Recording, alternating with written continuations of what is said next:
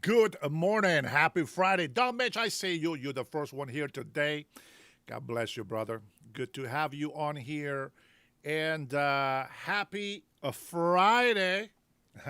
That's right. We made it. We verily, but we made it. We are here. We are here doing another day. And today we're going to be exposing the corrupted party that we have in our country. Sick and tired of these people taking advantage of the American people's rights and putting criminals and illegal immigrants before any American citizen. It's crazy how people just, you know, don't care. They just think it's okay to just say screw the USA. Well, not to me. I love this country and I appreciate every opportunity that I get to be in this country. Magic Man, good morning. Jason Martin, my general. Oh, what? My general is great now. What happened? You lost your free membership? Oh, man. God bless you guys, man. Thank you for being here. So I'm going to go ahead and let's see. I'm going to start making you guys. Well, it depends. It depends on the people that come in here trolling. Listen, I got some setups. I got some clips set up for the talking points that I'm going to have today. And if we get a little bit out of control on the chat, I will go ahead and start making mods again. Never take it personal when I remove you from being mods. That doesn't mean that I don't need your help. I will always need your help. Of course, I appreciate your support. Thank you for doing that. I will say this. I will put a little disclaimer out there. I have had many people promise to do things for me, to have my back, and all this other stuff. And I'm not going to hold anybody accountable or, to it. I just, it's okay. I know things change, opinions change, feelings, emotions, situations, everything can change at any given time. So I will never hold anything against you. Just so you know, it doesn't matter to me that much. It really doesn't. But I do like to count on people's word, because that way we can be on the same page, and we can have real communication. I've always say to people, listen, just because you help me monetarily doesn't mean that I'm going to say what you like. If you agree with what I say, fantastic. Then we're on the same boat. If you disagree with me, and that's okay as well. But don't take it personal, man. I'm telling you, man. My hand, bro, this is just bugging me. I got some exercises that supposedly help with this numbness on the pinky or whatever. But man, it's been bugging me. It's starting to hurt my whole arm now. But I will go ahead and deal with that again later. No big deal. I already got my, I already got the video link for my exercises to do in there. So it is what it is. Here we go. Why don't we go ahead and get started? Yeah, let me see. Let me see if I want to get started here. I really want to wait for more people to get on here, okay? Because I don't want to have to explain things over and over. I will have, let me see. I think I'm going to start off with this clip. Of course, Fox News. The leftists, they just hate me getting clips from Fox News. But you know what? News channels, news outlets are supposed to just let us know the information. And we are supposed to judge by what we see. Sometimes, anchors or, reporters can put their own bias opinions on those things instead of just reporting and letting us make the decision, of what we understand or believe on what we're seeing or what's being reported. CNN, however, man, these people they just don't change. The CNN continues to just ride the leftist wagon. I don't understand why. But you know what? It is what it is. Good morning, Mr. Mikey. Good to see you. I'm glad you are here. Let me see if I can see if Robert is already awake from his elderly mid morning nap or from his noon nap by now. Let's see. Where is Oh man, I'm using the other phone for the camera. I guess I won't be able to see that. If you guys text my phone, for those of you who have my personal phone, I won't be able to reply because I'm using it as my second camera when I sit down, just so that you guys are aware of, okay? Just so that you are aware of. Well, I want to go ahead and share this link here, this little clip here that I find very interesting, and you guys already know. Let me get myself together here because I feel weird today. I don't know why. I feel really weird. Um, Trying to gather my positivity and hopefulness and gather some strength to continue doing what I do. But here in Washington State, we are being heavily attacked with sexual immorality. It is what it is. And it seems like every blue city and state is going through the same thing. But, you hear the worst things from New York. We hear the worst things here in Washington because we are here in Washington State and we see it. The government is always doing unconstitutional things. Like when I'm talking about the Washington State Constitution, they're doing unconstitutional things, bypassing the people's voice, the right to vote. And I blame Americans. I blame Americans that believe that the Constitution belongs to the world. The stupidest thing I ever heard. If we get into an argument about this constitutional thing, let's be clear. When people bring in the issue like yesterday, the guy brings in the Statue of Liberty. It says, bring us your poor, bring us your bread. Shut the hell up. It doesn't say bring the illegal immigrants. And then they say that persons means all people. No, persons just means people. And who is the Constitution written for? It's very simple. I don't understand why the Supreme Court judges that are supposed to be wise and blind for justice, I don't understand how they misinterpret this. But persons means people. And while there is some things that pertains to everybody, legal rights is not for everybody. Now, some argue and say, oh, well, it says in here that in order for you to be a president, you have to be an American citizen, born American citizen. And I say, do you know why they have to actually say it? Because there's two kinds of American citizens. There are those who are born, birthright American citizenship, and then the citizenship of naturalized immigrants, such as myself. So in that case, it does have to specify which kind of American citizen.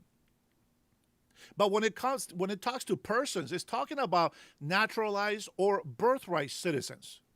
It is that simple. I don't think it's that complicated. It really is not that complicated. Let me make a couple of you guys here moderators before you get caught by by a friend Streamlabs. Let's see. Magic Man is gonna get the mod stamp. Jason is gonna get the mod stamp. Don't just block comments that are negative. I mean, they gotta be like really, hardcore people. And if you're gonna moderate, 5-minute timeout, please. Do not ban people from the channel. Let me do that. Okay, just block 5 minutes. That's it. No, nothing more. 5 minutes. I want to be able to see some of these comments as well. Okay. All right. With that being said, the first thing that I want to say is this: Democrats, for some reason, they have become the party that just hates Americans. I'm telling you, if you're a Democrat and you're a loyalist Democrat, that's fantastic. That's okay. You can have a loyalty to a party. That's fine. But I want you to understand, if you are an American citizen, you need to stand up for the Americans' rights. Don't give in to this emotional bullshit racist victimhood card. Don't do that. Always fight for your rights, for the American people. Now I know that I can't really just, expect everybody to be an American citizen. Okay? But, I hope that Americans actually respond to the message coming from an immigrant. Okay? I am first generation. Before you go stop talking shit out of your ass, out of your mouth. Okay? I'm first generation immigrant. So don't come in with this stupidity and comments into my channel. The law of immigration is the law of immigration. I'm giving you a warning. If you come into this channel, whether you watch it live or later on, it is irrelevant what you think about my immigration ancestry or whatever. The fact is that we have some laws in this country. And I find it very, very discomforting that Democrats, that the corrupted government that we have had under Biden, under Obama, has allowed people, foreigners, to come into our country and not make the American oath. They are allowed to make a Muslim oath, and they still become American citizens. How the hell does that happen? Well, I'll tell you how that happens. By indoctrinating, by teaching people that the American Constitution belongs to the world. The moment you start giving away your rights is the moment that those who hate America will come in here and rape your rights and rape the Constitution. It's a fact. It's historically known. This is what happens when you become a weak nation. You must always be ready to stand up for your rights, for your freedoms, and for this country to be respected by those who want to be in it. And if they hate this country and they don't want to be in here, they got to get the hell out. And you should not be a gullible, naive idiot that keeps fighting for them to stay in this country. We keep telling you Democrats cheated on the election, on the 2020 election. We keep telling you that Democrats are the party of racists. Now, they blame us, but it's they who are racist. Today, I'll prove it. Throughout history, we know who the Democrats are. Now, I supported Democrats before because I really felt that they changed. But they're back at it. And what's worse, they are not even Democrats anymore. They have become a party of communist, Marxist, socialist. I know people don't want to hear the truth. I know they don't want to hear it. But it's still the truth. It's sad that, when I first started doing this channel, I was very discouraged when I started this channel because it seems like Americans don't care about the United States. It seems like Americans just want any foreigner to come in and rape our Constitution and our rights. Americans they don't care. They don't care to fight for this country. They're so entitled. They're so spoiled. They're so ungrateful. They're so godless. They're so lawless. Breaks my heart. We have a great constitution that allows for the people of the United States of America to truly be a free nation. And it truly protects the rights of the American people.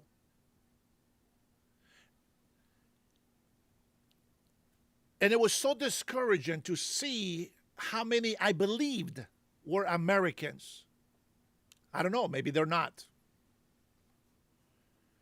That I just thought, well, you know, if they don't want to fight for it, why should I? Why should I fight for it? They don't care.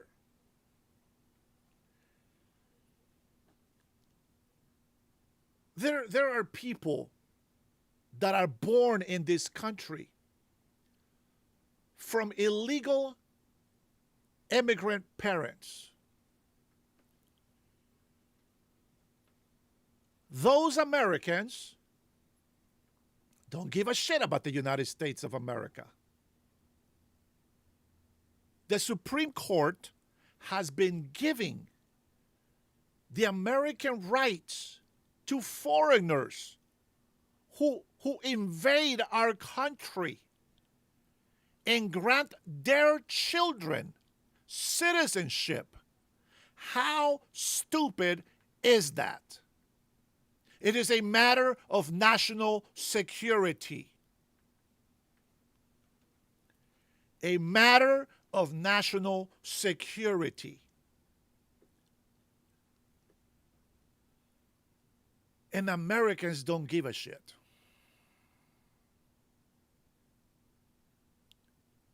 A lot of Hispanics that are born here fight us every day. You know why? Because their parents are illegal. Because their grandparents came here illegally.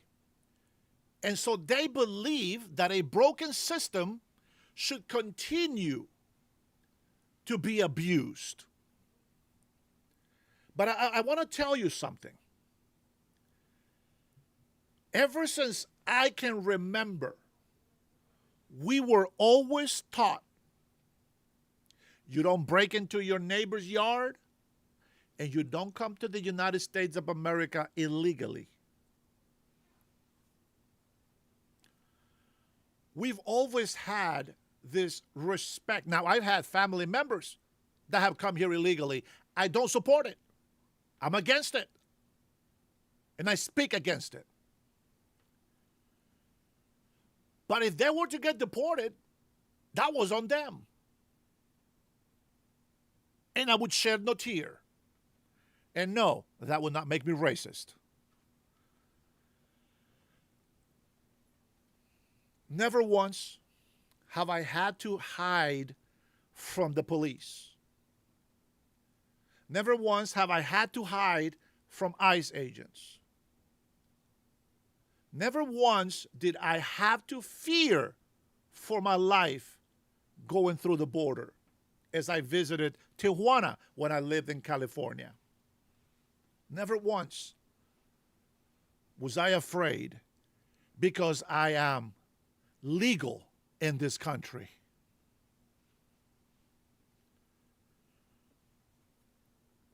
A lot of people allow their children to be bad because they were bad when they were young.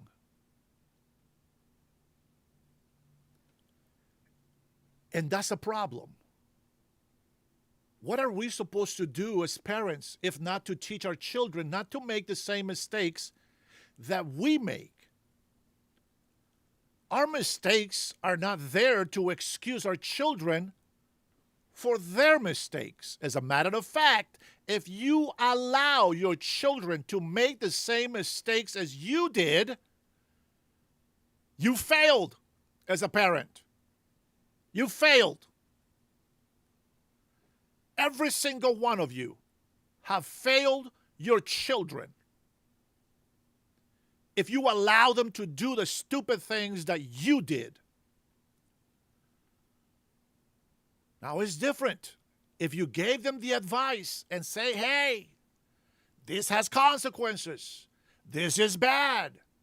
Well, that's on them if they still chose to make those mistakes. Now, the one thing that you do as a parent is be there for them. I agree. You got to be there for your kids. But that doesn't mean that you go and tell them, oh, it's okay, don't worry about it. I did the same thing. No. If you warn them, they should be scolded. They should be disciplined. They shouldn't get away with that mistake that easy. And you shouldn't feel guilty because you pay the consequences for that.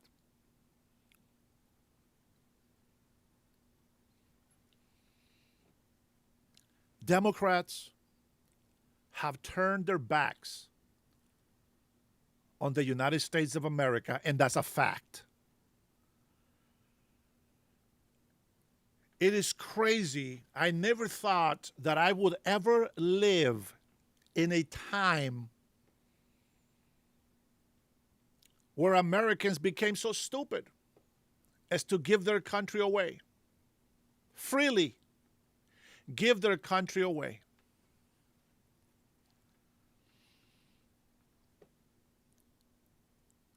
I'm telling you, I don't know what I can do. It's not something that I can control. I've given it my best. I really have. But is this country still worth fighting for? Is it really? All the support seems to go to the left. All the support seems to be fraudulent scams and all these things. All these things go to the left. And they get away with it.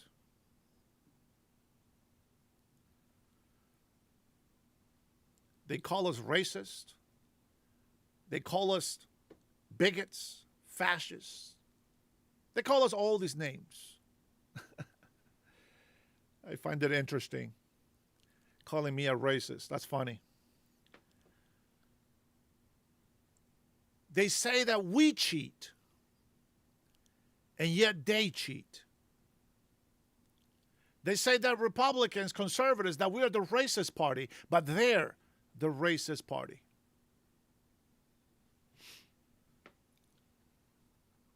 I'm going to say this.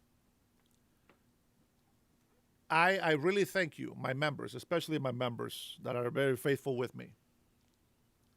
I thank you for that support. I thank you for the love. And I'm just saying, don't hate me when the show stops. It's a hard fight. It's not easy. You think it's just easy to come in here and, say the things that I say, but it's not. It's not easy. It's not easy.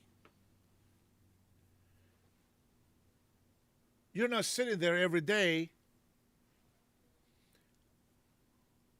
reading, seeing, and feeling all the negativity. It's like we're fighting each other and then we're fighting our enemy at the same time. It's a huge burden.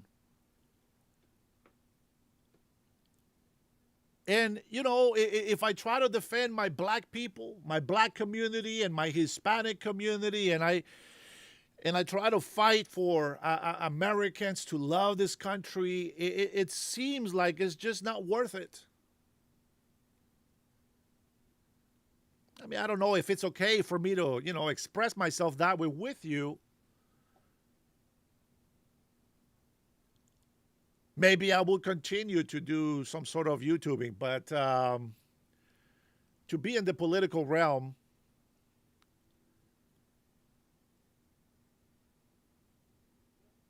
it almost makes you feel like giving up. Because nothing that we do ever seems to make a difference.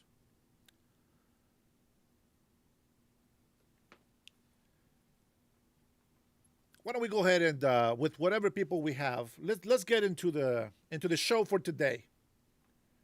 The first thing I want to show you, it's one of the reasons why we still want it. We wanted the Save America Act. They say we're crazy. They say we're lying. Were we?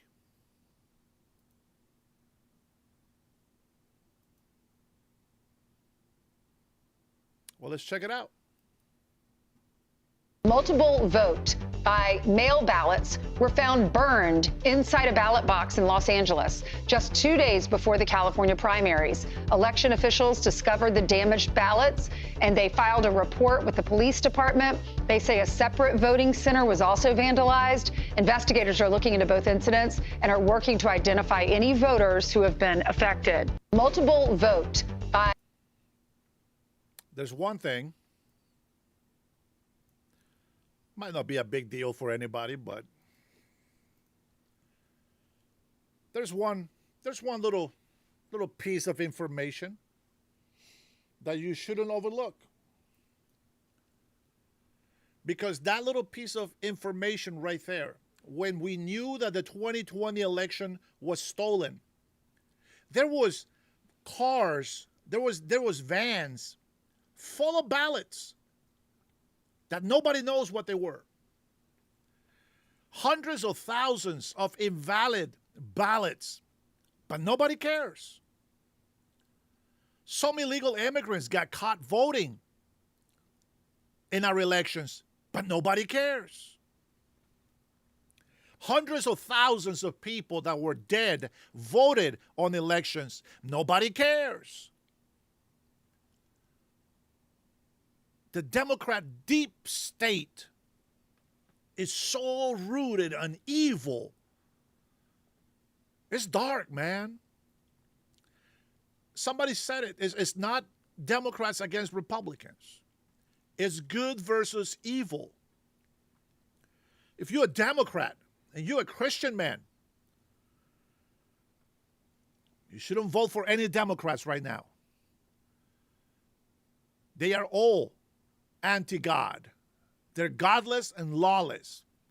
And they support 110% sexual deprivation, sexual perversion.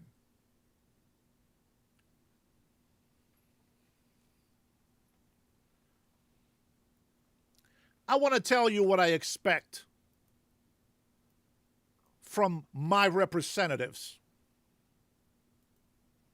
I want to give you an example of what I expect from the public servants in Congress, in the Senate, in the judicial branch, legislative and executive. This is how I want them to fight for us. Check this out. Should be unconstitutional. Thank you. Thank you. Speaking of astounding, your comments are astounding, Senator. You mentioned a few words, horrific.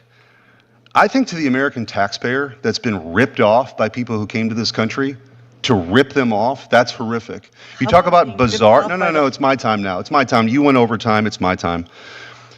Bizarre is the idea that you would be here in this committee defending violent murderers from being deported, that you would be defending violent rapists from being deported, that you would defend people who took advantage of the good people of this country, their taxpayer dollars. That is bizarre. A terrorist who kills American citizens, you know what's bizarre is your defense of that. So forgive me if your 24 million Americans should be, or naturalized citizens should be afraid. That's ridiculous. You have no. You have nothing but fear-mongering here. What I'm saying in this bill is, if you do those things to the American people, if you take advantage of taxpayers, you're not recognized. If you commit a terrorist act, if you commit wholesale welfare fraud, within 10 years, you're damn right we're deporting you. If you're convicted, it's not being accused of anything. If you are convicted in a court of law of these crimes, absolutely we should not only convict you, but we should deport you. Gone. And if you think that's some sort of like negative assertion towards me, I'll take it. I love it. That's what we should be doing more of in this country. because people are coming here and they're ripping off taxpayers.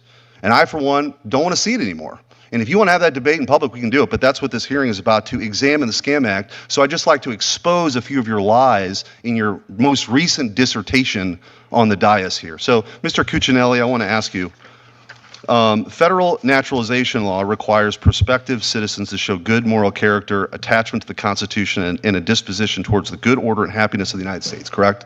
That is correct. Okay. So a naturalized citizen who later joins ISIS, spies for our enemies, joins a cartel, or steals millions from American taxpayers through fraud, raises the simple question of whether that person actually met the requirements for citizenship, right? It does, yes. And really, on many of these instances, you're building on the 5 years to 10 years, right? I mean, within 5 years, That's you can, right. That's the biggest difference. That's the biggest difference Plus here. adding the fraud pieces. So I want to use, with the time that I have, let's make this a little bit more concrete. And you referenced this individual. I want to start by addressing the case of Mirsad Ramic. Mirsad Ramic was approved for naturalization in 2009, but refused the oath, refused to cite the oath of allegiance at his naturalization ceremony, and instead recited the Islamic oath and cursed all non-Muslims. Is that correct? Yes. Okay. Do you think that Mr. Ramic at that point was attached to the principles of the Constitution and well disposed to the good order and happiness of the United States? Quite the opposite. Okay. But he was allowed to be naturalized anyway, correct? He was. Okay. A factory line fashion, undoubtedly. Yes. So Ramic later joins ISIS and participates in atrocities that killed more than 100,000 people. Is that correct? He did participate in ISIS battles, yes. Okay. Do you think that Mr. Ramic joining ISIS and engaging in terrorism with a few years of becoming a citizen is evidence that he was not attached to the principles of the Constitution at the time of his naturalization? It certainly is, yes. Okay. So I want to talk about the terrorists at Old Dominion. This man was born in Sierra Leone and became a naturalized citizen. He was then convicted of attempting to carry out an attack on behalf of ISIS, but he was released from prison back onto the streets of the United States rather than denaturalized and deported, correct? That's right. Okay. And the consequence of the U.S. legal system allowing him to roam free in our country rather than denaturalizing him and deporting him was that he was able to commit a terrorist attack involving an ROTC program in Virginia, killing a lieutenant colonel. Is that correct? Yes, Yeah. he did. This is just the absurdity. I actually think this is sort of a common sense solution here, but that's where we are. Mr. Fishman, I want to ask you, under current law, joining a terrorist organization is grounds for denaturalization, but only if that occurs within 5 years, correct? 5 years of the naturalization? Yes, and it's also a rebuttable presumption. The naturalized citizen is free to present evidence that no, in fact, he did support the Constitution in the trial. So, but in this instance, Jallo joining ISIS occurred more than 5 years after his naturalization. So denaturalization, current law wouldn't cover him, correct? Under current law. Correct. And even if he had been denaturalized, the Supreme Court has interpreted the immigration statutes to not permit that conduct as deportable offense, correct? Yes. Okay. But that was a statutory holding by the court, so Congress, and this is the point, Congress is free to change that, correct? Well, the courts indicated Congress is free to lower the government's burden of proof in these cases. The question of how long post-naturalization an act can occur and still relate back, that will be the Supreme Court telling us. Correct. And that's why I think it's important to note that the Scam Act includes a provision that abrogates that erroneous holding and would ensure that terrorists like Jallo are denaturalized and deported. I want to now recognize. Could I comment, Senator? Sure. Yeah, absolutely. Mr. Fishman noted correctly the rebuttable presumption. I think post-naturalization, anything you do will be subject to a rebuttable presumption based on the Supreme Court's history of rulings in this area. I do not think you'll ever have the constitutional authority like you do on the front end of naturalization. Congress has near plenary power to to not give an individual the opportunity to rebut the presumption raised within the law, just based on the existing, long time, really, Supreme Court precedent. Yep. Supreme Court is letting us down every day. Supreme Court, unfortunately, we cannot go against it. Only Congress, only the legislative branch can go against the Supreme Court when it comes to the Constitution, because they are the branch that makes the laws. They are the only ones that can amend the Constitution. And amend the Constitution should be the priority of Congress and the Senate. They need to really specify, because there is a bunch of idiots for the last 100 years plus, bunch of idiots that really believe and interpret the American Constitution belongs to the world. The stupidity of that interpretation, it's a national security high risk. How can anybody that says love this country and want to maintain it secure and safe and care about protecting this country can ever say that illegal immigrants can just plant themselves here in this country and raise generations of traitors that will turn on the American people? The racist card, it's overplayed. Let me tell you, if you are white, don't be stupid. Listen to me.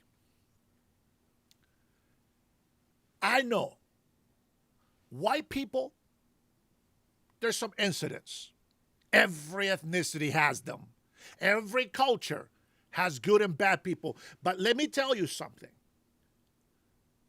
Nobody has cared about other ethnicities as much as Caucasians have for them. Blacks don't even like blacks. Hispanics don't even like Hispanics. Their governments are proof of how much they hate themselves. That is something that I am against. And I cannot allow white people to be racist, and I cannot allow black people to be racist. I cannot allow Hispanics to be racist.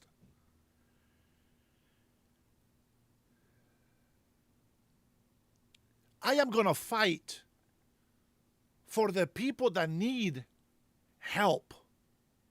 But once you get to the level of equality, when you want to go above that, I'm going to fight against you. I will no longer be protecting you. I will no longer be defending you. Do you understand what I'm saying? We need a balance. We need a level, equilibrium. Just as Martin Luther King said, we're fighting for equality, not supremacy. No being should be supreme above other beings. Now, are there nations that can be supreme above? Yeah, sure. Technology, knowledge, this is what we're fighting for today. China is leading in AI. And what's funny is that I hear most Americans, oh my God, look at them. Oh, wow, they're so advanced. Oh, the technology that they have. Oh, look at China. Shut the hell up. Why don't you look at America and support what we're doing? AI, it's in the world whether you like it or not. And either you get with the program or get the hell out of the way. Doesn't matter how much you hate Trump. Doesn't matter how much you hate us for winning. The fact is that if you don't keep up with the world, you're going to lose your damn country.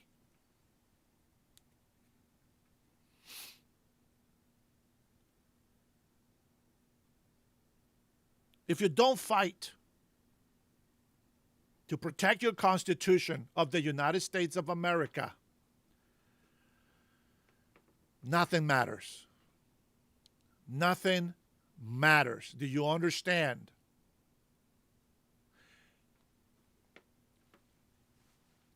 The United States of America Constitution, listen very carefully, is the one thing that every generation will come back down to say, this country is what it is because of the Constitution of the United States of America. And because a lot of traitors have turned their back on the American citizens, it is still whole truth. They're using the Constitution. They interpret it in the way that benefits them. And by them, I mean the evil ones. The ones who want to destroy this country. That's what I'm talking about. Why is it that Democrats are always defending criminals? You heard it.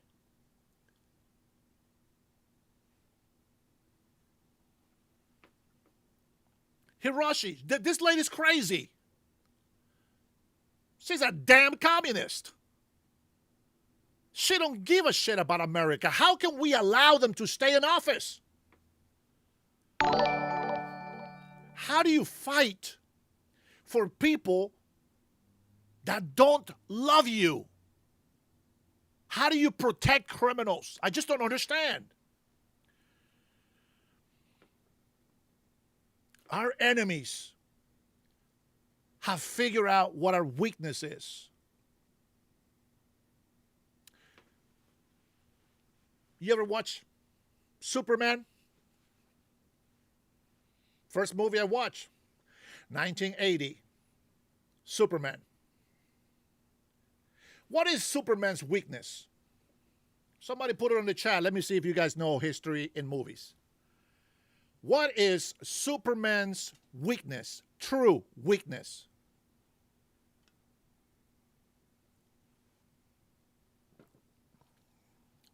There's a lesson on it. I know it's a movie. But what is Superman's true weakness? Now remember, Superman stands for the United States of America.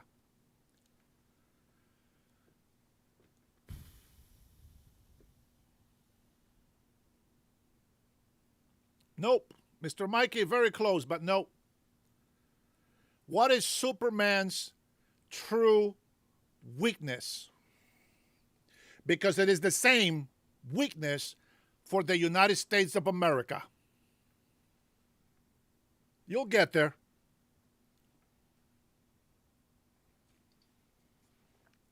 That's right.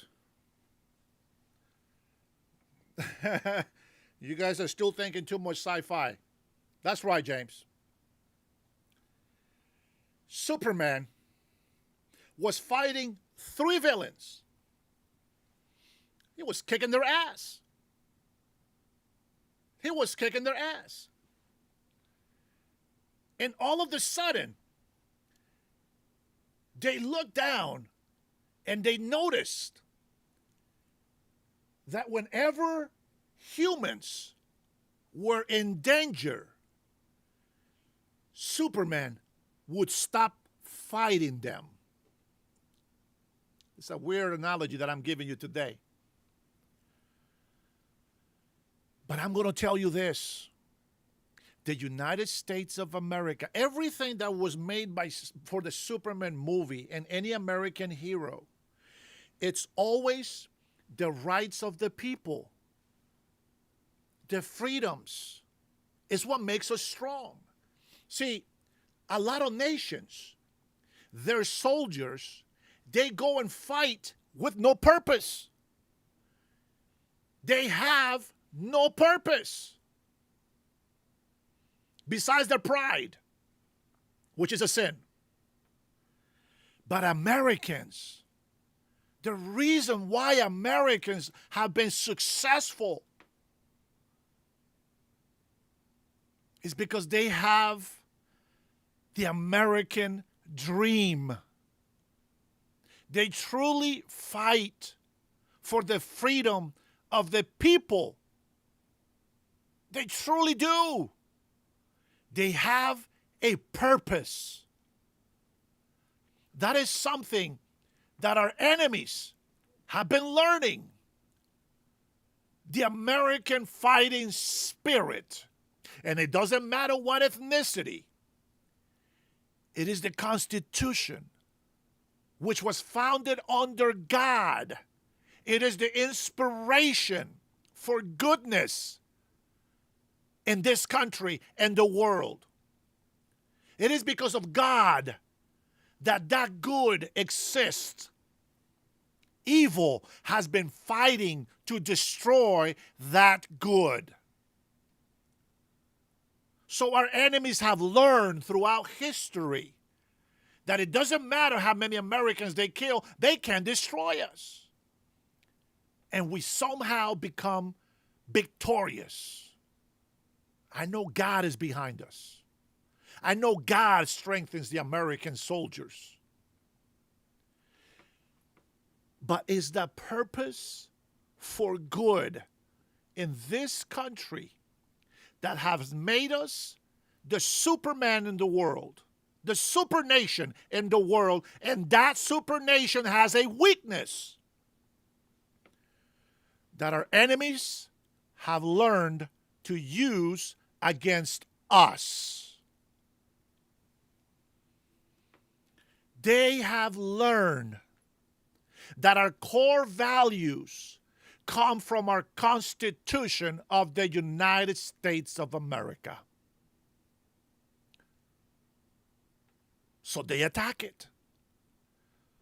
So they own it. So they use it against ourselves. They use the American Constitution against the own American people. While it's true there have been Muslims who have served in the military and have died for the United States of America. These are infidel Muslims. They are just as less as Christians are to real Muslims. The Constitution of the United States of America was not created under Allah. It was created under Judeo-Christian God, Jehovah, Yahweh, Jah. Constitution was created under God, inspired by our Creator, God, the one true God, the God of Abraham, Isaac, and Jacob. I don't care what you godless people say. It is the truth.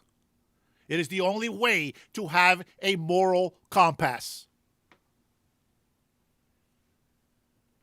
That is our moral compass, the Constitution. Why do you think that we have a justice system that is supposed to be blind? Why do you think that we punish murder accordingly? Theft. We punish infidelities in a humanely way. It's not a religious thing. It's a moral compass. A compass just means that you are being guided in the direction that you want to go.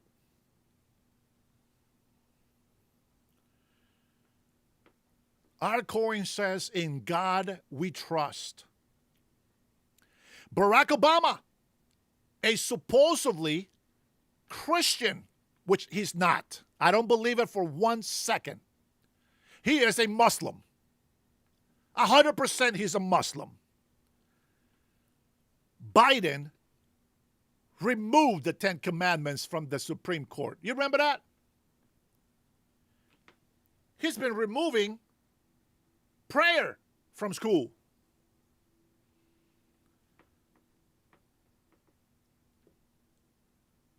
When I went to school in 1990,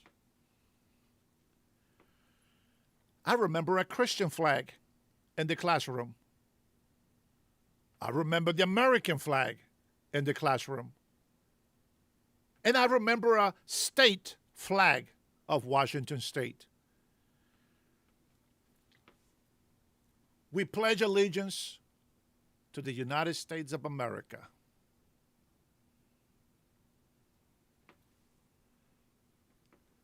We pledge allegiance to the flag of the United States of America.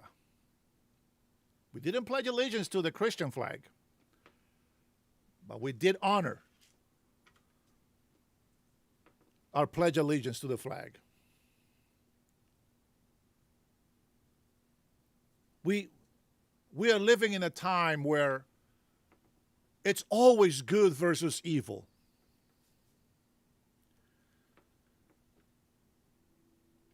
This LGBTQ agenda that you have today, let me tell you something. It is Sodom and Gomorrah all over.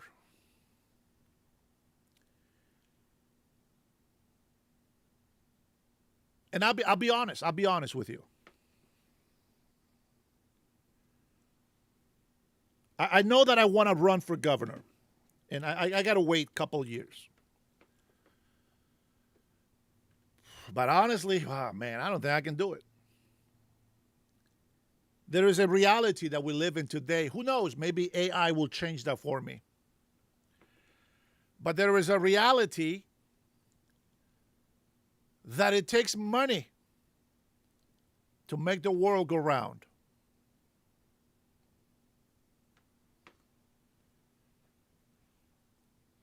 I like it when people say, honestly, Dennis, that's how I know they're going to be dishonest with what they're going to tell me. That's how you are dishonest. I don't need people to make promises to me. Just speak to me with facts. If I was Mexican,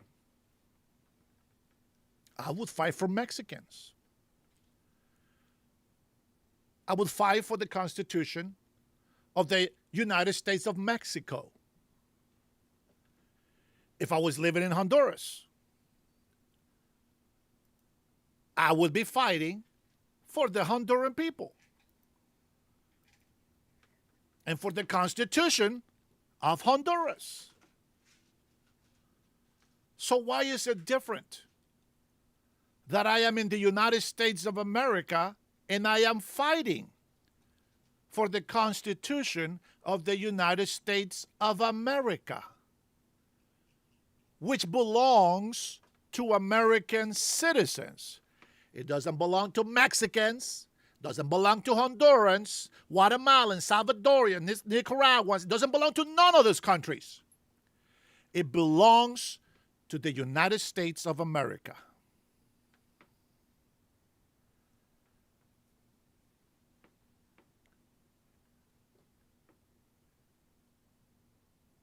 You're going to lose your country if you don't fight for it. And the best way to fight for your country is with your voice. And what is your voice? Your vote. There's this thing that they say in Hawaii. See something, say something. That is the law. See something, say something. Well, I'm going to tell you something. If you are just a bystander and don't say anything for fear, oh, good Lord. Good games. You are so retarded. Let me tell you something. In some sense, yes, of course, we are open to the world, but we're not stupid. We're not open to the world so they can come in here and rape us. That's not what we're here for. we still want to protect our people, and we have laws. If you come here without legal authorization to be here, you don't belong here. It's that simple. It is that simple. There is nothing that needs to be changed about that. It is common sense.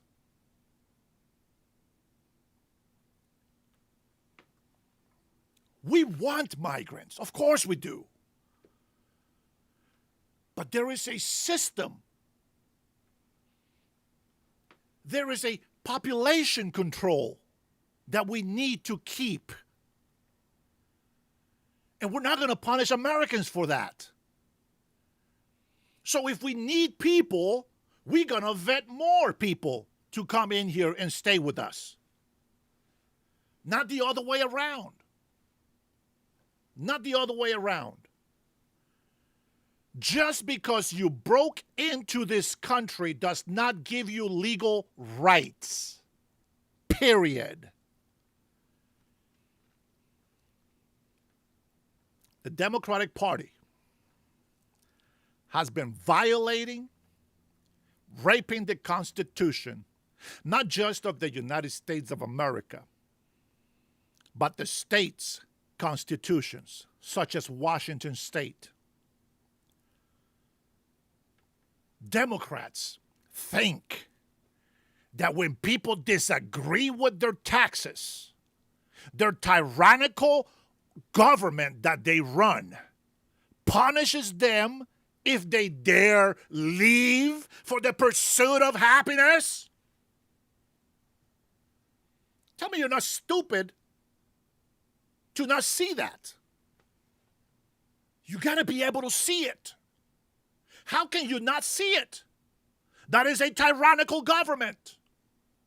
Wait a minute. You're going to punish me. You're supposed to serve me.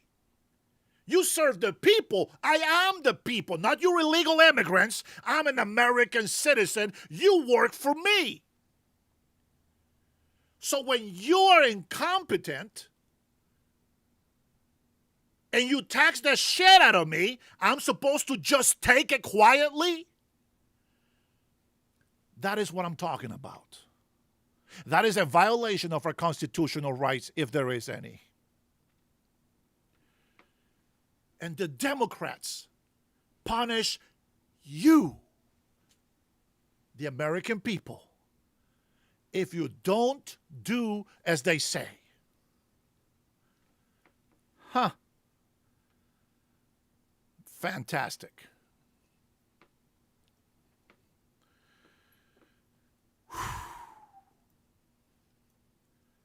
The United States of America, the best country in the world,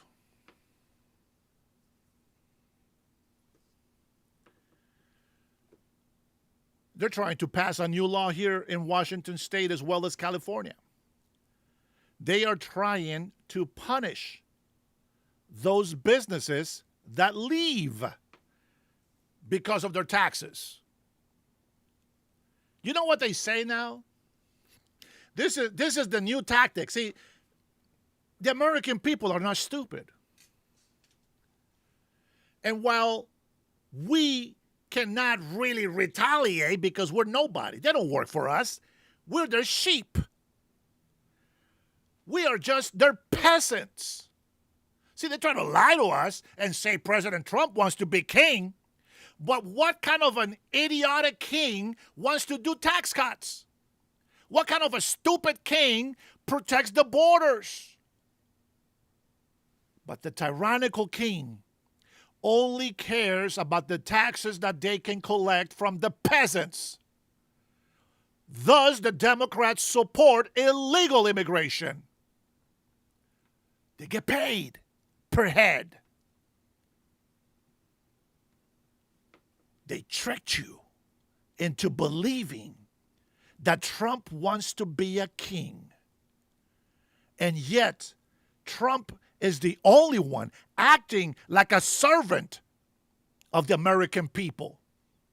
They bring all these fake accusations, false testimonies, all these lies against him, call him a racist, fascist, and yet he is enforcing immigration law to protect American citizens. And what do Democrats do?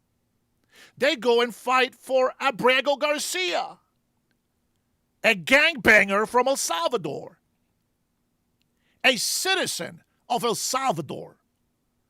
That's who the Democrats fight for. They say, F you, Americans, we're going to go and get our illegal immigrant. We need these illegal immigrants in our state because we get more money. Do you know why homeless doesn't go away? Because they make money with it.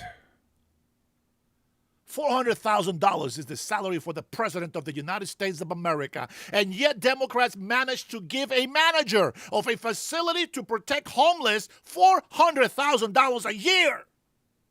That's your tax dollars. They think we're stupid. They think we're not going to figure it out. But they got us twisted because we know what the hell is going on. They say President Trump has done unconstitutional things, like due process. Due process, you dumbass morons, does not mean that somebody goes to court and they are found out that they're illegally in this country and they get to stay for 10 years. That is not due process.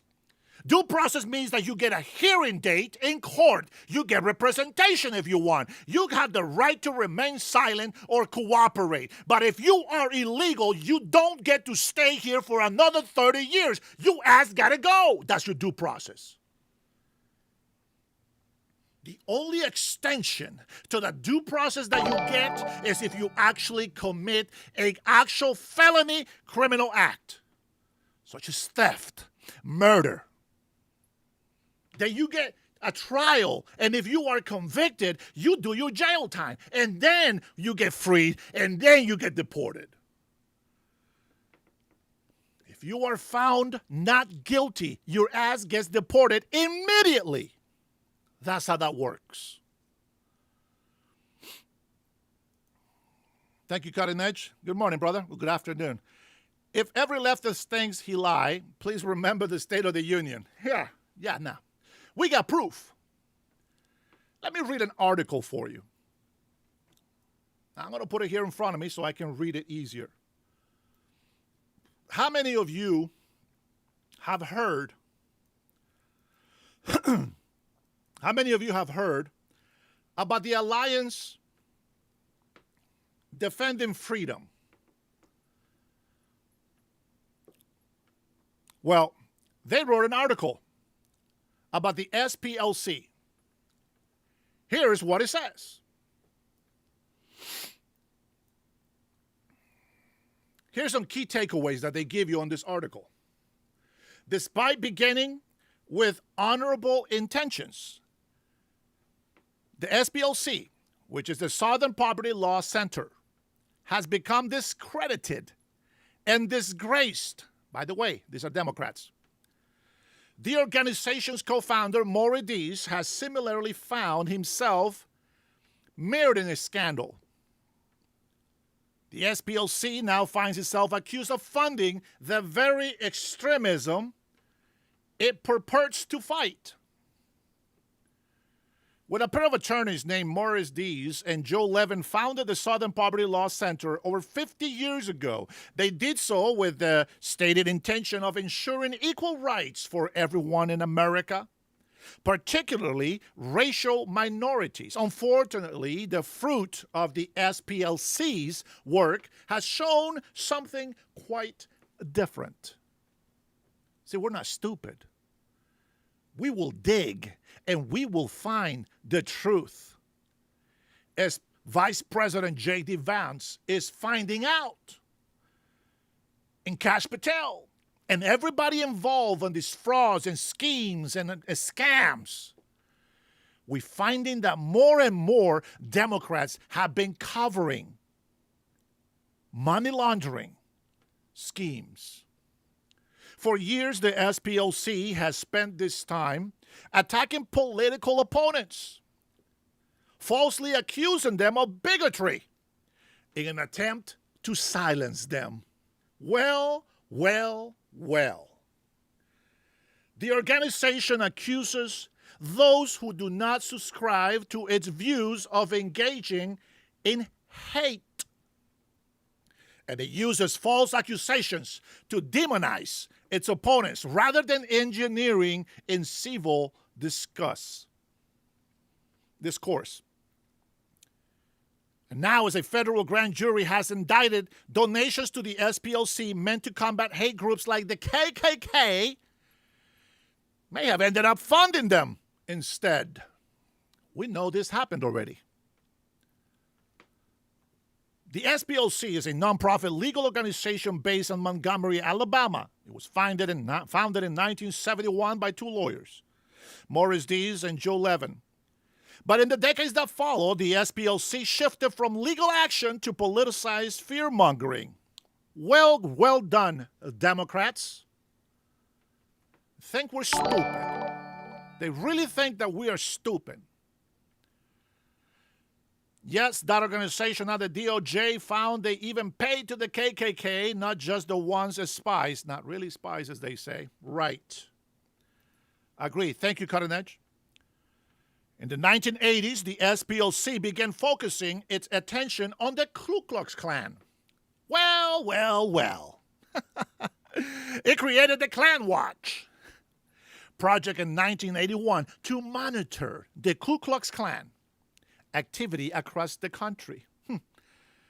Journalist John Egerton wrote that Dees saw the Klan as a perfect target because he perceived chinks in the Klan's armor.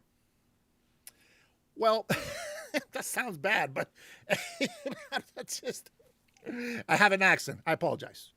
The poverty and poor education in his ranks, competitive squabbling among the leaders, scattered the disunited factions, undisciplined behavior, limited funds, few, if any, good lawyers. All the corruption that follows Democrats is just undeniable. Sean Hannity has more on this. Now to another legal matter. The Department of Justice has secured a superseding indictment against the Southern Poverty Law Center containing the details of even more alleged fraud committed by the center against its own donors and banks. According to this new indictment, a Southern Poverty Law Center employee was actually dating an informant inside a white supremacist group, all while the center paid that same informant over $1 million in donor money. And when two members of the KKK reached out to the law center, hoping to take advantage of a program that helped people leave extremist groups, well, the law center paid them to stay in the KKK instead. All told, the law center paid out $4 million, over $4 million of their own donors' money to the very extremists that they claim to be fighting, all using a variety of shell companies, which is a practice in the law. I believe they call that wire fraud. And with reaction is the chairman of the House Judiciary Committee, Jim Jordan, is with us. I almost find this impossible to believe, but why does nothing surprise me anymore? No, it's like every other investigation we've ever looked at, Sean. The only thing we get wrong is it's always worse than we thought. And here you had people trying to get out of a hate group, and the Southern Poverty Law Center says, no, stay in, create more hate, and we'll pay you. And oh, by the way, we're not going to tell our donors. We're going to keep letting them let them think that we're fighting it all the way. I mean, this is how ridiculous it was. But for me, the biggest takeaway is the fact that the Biden White House and the Biden Justice Department helped make the Southern Poverty Law Center the standard. They met with them every quarter. Lisa Monaco, Deputy Attorney General, sat down with them. They helped when Southern Poverty Law Center created the hate group. The Biden Justice Department used that. In fact, in the now famous Catholic memorandum from the Biden FBI, where they say if you're a pro-life Catholic, you're an extremist, guess who they cited, Sean? The Southern Poverty Law Center. So they helped make them the standard when in fact it was all a scam. That's how ridiculous and wrong this is. So God bless Todd Blanche and the work the Justice Department is doing in helping hold these people accountable. All right. What do you see that they're investigating? What are the possible crimes that are involved here? I think it's innocent until proven guilty. Go ahead. Yeah, I think they lied, because they were laundering money through all these shell organizations. So I think there's that. There's probably some kind of bank fraud issue. There's wire fraud issue. There's all of this. But there's also the fraud they committed to their donors. I mean, they were putting the very people they were saying, no, don't leave, stay in the group. They highlighted them on their website. Look at this extremist, this hateful person, while they're paying him. So that's the game they were running, never telling their donors this scheme that they were up to. Here's the other thing that I think is interesting. The Biden Justice Department knew about this. They were investigating it, but they didn't bring the charges. And I think the reason is obvious. Well, of course you can't charge them when you're making them the standard, when you're working with. They actually had Southern Poverty Law Center people come in and help train the prosecutors in the Biden Justice Department. And the sad thing about all this is it worked. They almost tripled their revenue after the now famous Charlottesville rally where a person was. With the arrest and charge of Bolton accusing Trump of the same, well, the table flipped, and he was the one with illegally classified documents, and he is about to go to jail. That's right. And so are many Democrat corrupted politicians. The only sad thing about this whole situation is that I wish that everybody that supported them and voted them in will also go to jail with them. That'd be fantastic. Let that sink in there for a little bit.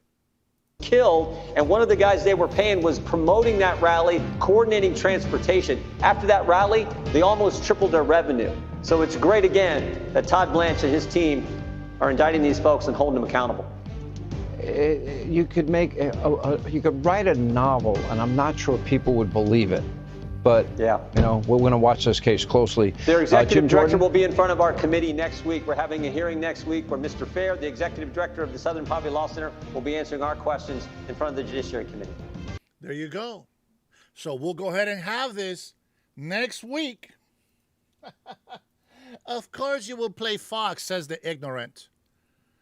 Reporting has nothing to do with the facts. And the fact is that I read a whole almost a whole article of this before I play Fox. So it has nothing to do with Fox. Don't be a moron. Yeah, the creator of the KKK was a Democrat. His organization was found by Democrats as well. And let me tell you that they tell black people that if they don't vote Democrats, they are not black. When they were over there fighting for gerrymandering, they were saying that we were racist because we were gerrymandering, taking away, they say, the representation from black people. Is that right? Democrats represent black people? No. Democrats lie and use them as cattle votes. Democrats don't care about black people. Black people don't even care about black people. Look at BLM. Look at the sellouts in Congress. All those black minorities, they're making their money, and the fools that vote for them are over there fighting their neighbors. Ah, the stupidity in this. Why don't we get to the next one? Let's change gears a little bit. Let's go ahead and listen to CNN, because I'm going to tell you something. I've been here for many years, and I've been following this for many years. Every single Democrat, every single day, 12 minutes after President Trump got announced as the President of the United States of America, has been lying about the man, has been trying to impeach the man, and all they have proved, and it's really funny to hear the hypocrites come over here and talk about all this waste of money. Look at him suing the taxpayers. Shut the hell up. You have been trying to sue them. You took them to court. You wasted hundreds of millions of dollars trying to convict him on false accusations. He was fully vindicated. He was fully acquitted. He was clear of all accusations, and that's how he became president. You weaponized the government, the FBI, the CIA. Every single one of you libtard Democrats, corrupted politicians, and some rhinos were over there trying to put him in jail for life. And you failed. And those of you who voted for Trump, man, God bless you and your family. You did the right thing. Don't listen to what these fear-mongering, lying Democrats keep telling you every single day. F you and your racist comments towards us, because we are the only ones that are trying to put American first. We are the only ones who believe that the Constitution of the United States of America belongs to the American people. You libtards are the only ones that allow our enemies to come into our house and rape our Constitution. You give away our country for your stupidity.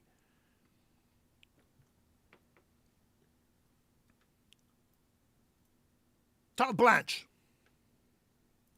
Attorney General, works for the president. Here's the catch. Why does he work for the president? He doesn't work for the president on a personal matter anymore, even though he can. He works for the president because we elected the president. The president works for us, the American people. Therefore, the Attorney General works for the president who works for us, meaning that the Attorney General works for us, the American people. That's the logic in my mind. CNN and their panel has nothing. They got no logic, they got no common sense, and every Democrat that follows them are just as stupid as them. I will say, there's a lot of Democrats out there.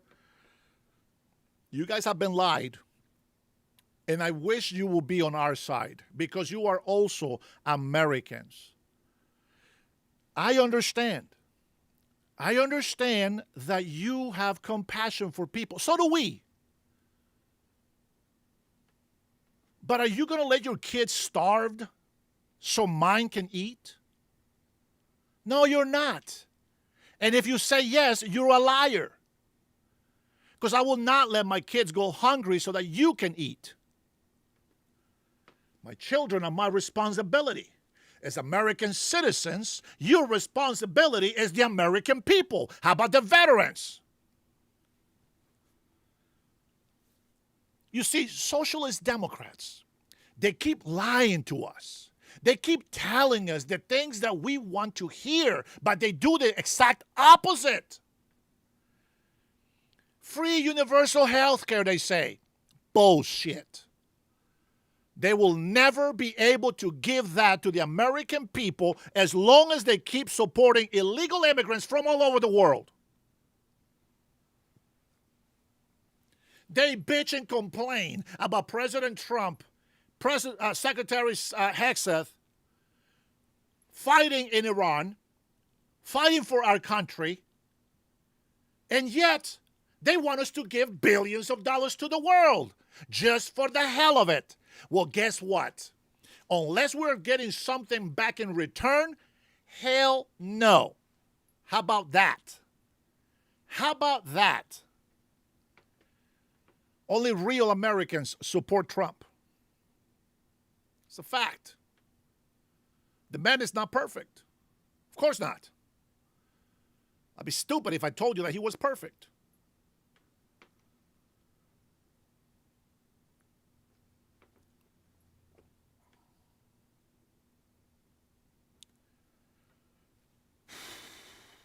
If it wasn't because of Christ, I would be a whole different man. I'll tell you that right now.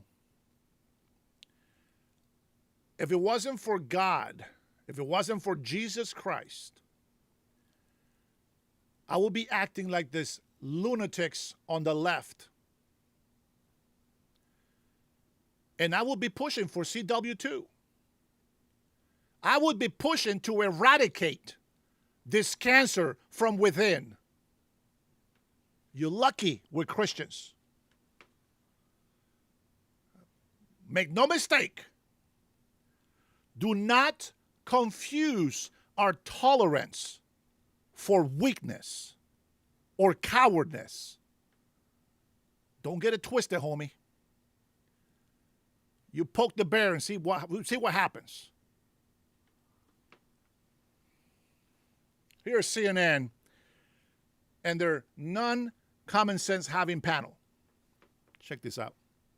Todd Blanche has demonstrated already, he has the qualifications. No question, he was a top lawyer, top prosecutor in New York. He doesn't have the character. Okay? Pam Bondi essentially made a confession by saying that it was Epstein. It was Blanche who handled the Epstein files. She was really a show horse. He says Pam Bondi basically made a confession. Now, most people will automatically just say, oh, Pam Bondi confessed to this. No, she didn't. That's his opinion. That's hearsay. He was the workhorse. So the work of this Justice Department over the first year and a half was really Todd Blanche's.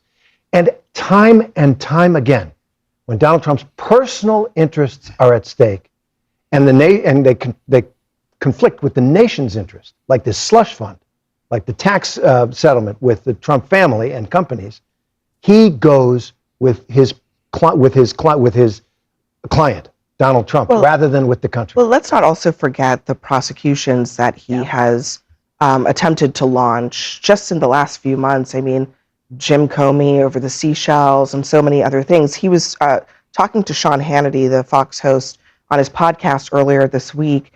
And here's how he said he looks at the task ahead of him in his job at DOJ. This is blatant, the purest form of weaponization, because he was the president. It's not, we can talk about what happened after he left, but he was the leader of the free world, and his people that worked in the executive. Okay, so they work for him. Yeah. And make no mistake, everybody in the executive works for the president of the United States. And now we're sitting here saying, okay, so what are we doing? We're investigating. Why does everybody in the executive work for the president? Because the president represents us. They work for us. They are fighting for us. That's why we have elections. This is why we have your so-called democracy. So that when we win, we get to impose our will on this nation. And the agenda, whichever one it is that we're going for, will be enforced. That is the purpose of voting. Now some say, oh, trust tribalism. Well, what do you think Democrats are doing? Don't play stupid. Don't play stupid games. You get stupid prizes. We are not fools. And when we win an election, it has to be our will imposed on this nation. Not on these evil fools who want to see America destroyed. Now pay attention to what he says. We have a bunch of guys investigating. Anybody, honestly, any prosecutor in this government that raises their hand and says, I want to find out what happened, I want to investigate, we have the tools in place to get them where they need to be to do it. And so, but time is not our friend. Okay. You know, Arthur, that's quite the view of the DOJ. I mean, I think about all the various things that the DOJ is responsible for prosecuting. And it seems like Todd Blanche seems to think that the most important thing is finding attorneys anywhere in the nation who want to go after President Trump's perceived enemies. Wait, is that what you heard? Is that what you heard from Attorney General Blanche? That's not what I heard. But that's what she interprets. I wish this guy would have responded better. That's not what I understood from what he was saying. Well, I don't know. I'm not sure if that was my takeaway from that. Look. What was your takeaway from it? Well, let me just give you a little my basis of speaking here. I work in the community where Todd was a U.S. attorney in the Southern District. I didn't know him personally then. I did have an encounter with him when he was representing the president in the courthouse. But he does enjoy amongst his colleagues an excellent reputation for his integrity, his knowledge of the law, and knowing, like, look, if you could look at the Trump administration, there are a lot of people who are in positions, and we may talk about one of them today, that really have no reason to be there. Todd does know the law. I mean, he knows the federal law, and he was in the Southern District, and that's where he was trained.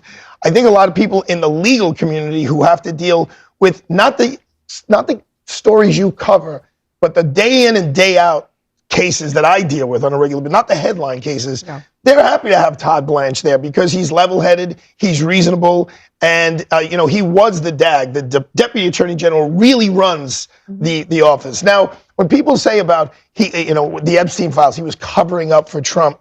No one is. There's so much misconception. You had Ana Navarro on here who went off on Brett Ratner, the director, about the Epstein files, and he's all over them. That's just blatantly false. That's an absolute lie. Just to be clear, she was talking about the allegations about Brett Ratner were actually not related to the Epstein files that caused him to be, Well, I know she mentioned his something fall about from it. grace, She said the so to term speak, he was in all Hollywood. over the Epstein files, and he's not. There's a Yes, she did, and of course she's going to defend her. That's funny. A citizen that supposedly ran away, and somehow when she was 8 years old, she was able to flee Nicaragua, a communist country, and yet she supports communists. Please, get on with it. Him and his fiance with Jeffrey Epstein. But there are other allegations against Brett Ratner that have nothing to do with the Epstein files. That's also what. But I mean, the bottom line is, I don't know how Todd Blanche covered up for Donald Trump regarding the Epstein files. Well, there may be ways that the Epstein files came out that people aren't happy with, but I don't think that's one of them. I can tell you how he covered up for him.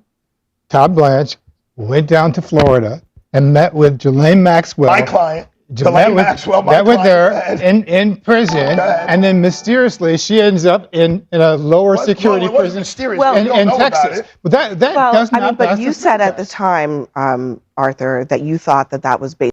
That's right, Cutting Edge. Just like some of us, that were real Democrats. That just means an American that was fighting for the right policies. But the Democrats today, they don't have the policies for the American people. They totally flipped, and we are against that. Basically a quid pro quo. Let me just be very clear. I don't know that for a fact. I want to make that blatantly clear. I've spoken to Ghislaine not that long ago.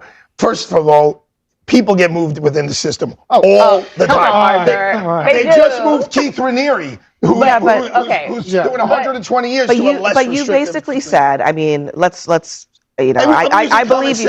I believe you when you say maybe you don't know firsthand exactly what transpired in that conversation, but you basically said that no one would avail their client in a situation like that unless they were getting something out of it, and that the move from a high security prison to a low security prison would be, I'll use your words, a common sense outcome. Let me just make it clear. I did not represent Ghislaine on the conversations with Todd. We did her appeal. But yes, I'm not going to bring any client in to see any prosecutor unless I know there's some benefit for my client. I mean, is that ethical? Of course it's the way the system works. No, Tony, what do you mean it's not ethical? It's the way it works every day. CNN doesn't like it because it's not going their way. But that is the way the legal system works. Whether you like it or not, criminals go free all the time. Stop bitching and complaining when it's not on your side. Which, by the way, my next clip is to show you just that, you hypocrites. That ethical in the context of the crimes that she was convicted of. And that's what I was going to say. That's the real question. Move from one prison for 20 years to another prison for 20 years. To a low security prison that she is actually not supposed to be in. Well, let me just say this.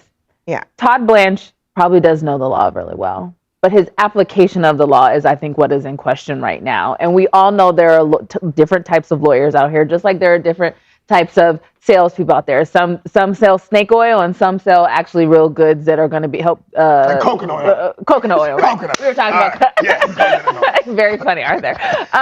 But I think a couple of things. One, Pam Bondi making this omission or this basically confession that Todd Blanche was over the Epstein files. One, clearly a woman scorned. She's pissed, right? And so she's like, I'm letting everybody know where the body's buried. And actually, I believe that, because if you've ever worked with the DOJ in an administration, you do know the AG and the DAG actually do have separate portfolios. And while they do confer, a lot of times they move policy separately. So the strong likelihood that the DAG probably actually, meaning the Deputy Attorney General, Todd Blanche, actually was leading on the Epstein files and covered up, which makes, though, the point about his character as the Attorney General even more questionable. And this is now transcended party. Let me ask you something. Why would you need a lawyer? Period. Why would you need a lawyer? Why would you need a lawyer to represent you that's going to put your ass in jail? The argument of that is just stupid. It's stupid opinions with no facts and no law. That is not the justice system. That is not the justice system that we follow.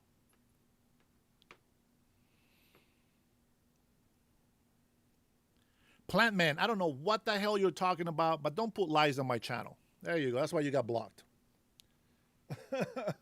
But why would you need a lawyer?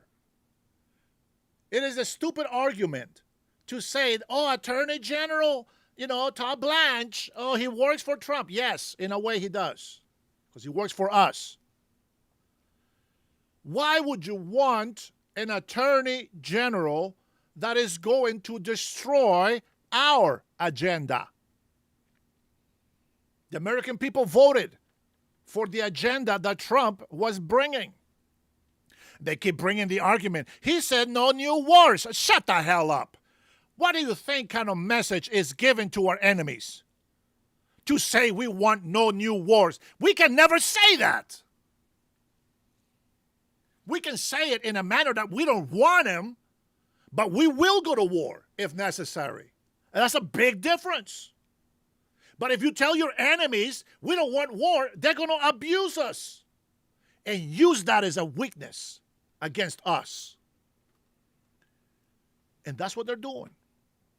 They are migrating into this country, and they're using the Constitution to destroy us from within. It is a fact.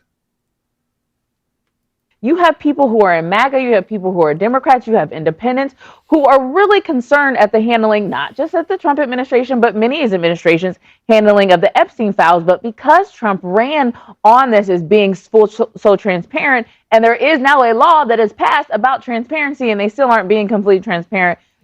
And by the way, that same law that these idiots keep talking about, that's a legislative issue. They can change the law, but they won't. They can just say how wrong Trump is, but the fact is that lies on the legislative hands. They play stupid like we're not paying attention. They can change that law and say we are going to have everything redacted. But they have a law that Todd Blanche and everybody else has to follow.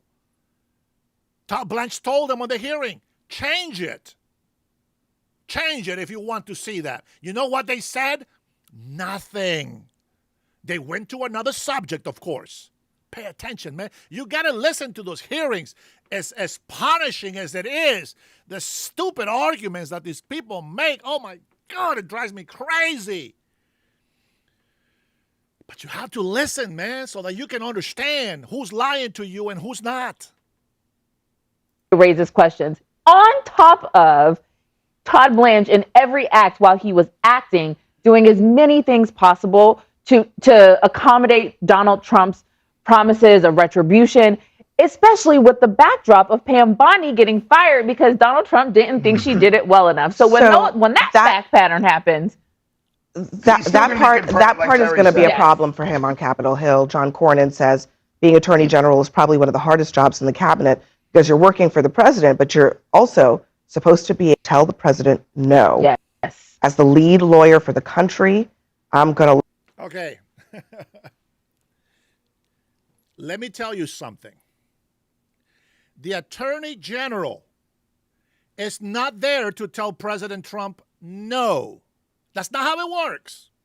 Let me tell you how, and the only way he will say no to the president. If it was legally not possible, he can tell the president no. Their argument is that because it's not that he's a bad attorney, it's how he goes about it. If the law allows President Trump to do a certain thing, if the Attorney General believes it's lawful, it's not his job to say, no, President Trump, that's not ethical. Who gives a shit what he thinks is ethical, right? It is the justice system. It is the law. Why do I tell you guys? Thank you, Cutting Edge. Yeah, President Trump never posted that she got fired. Absolutely, 100%. These guys are clowns. That's okay. Listen, that's not his job.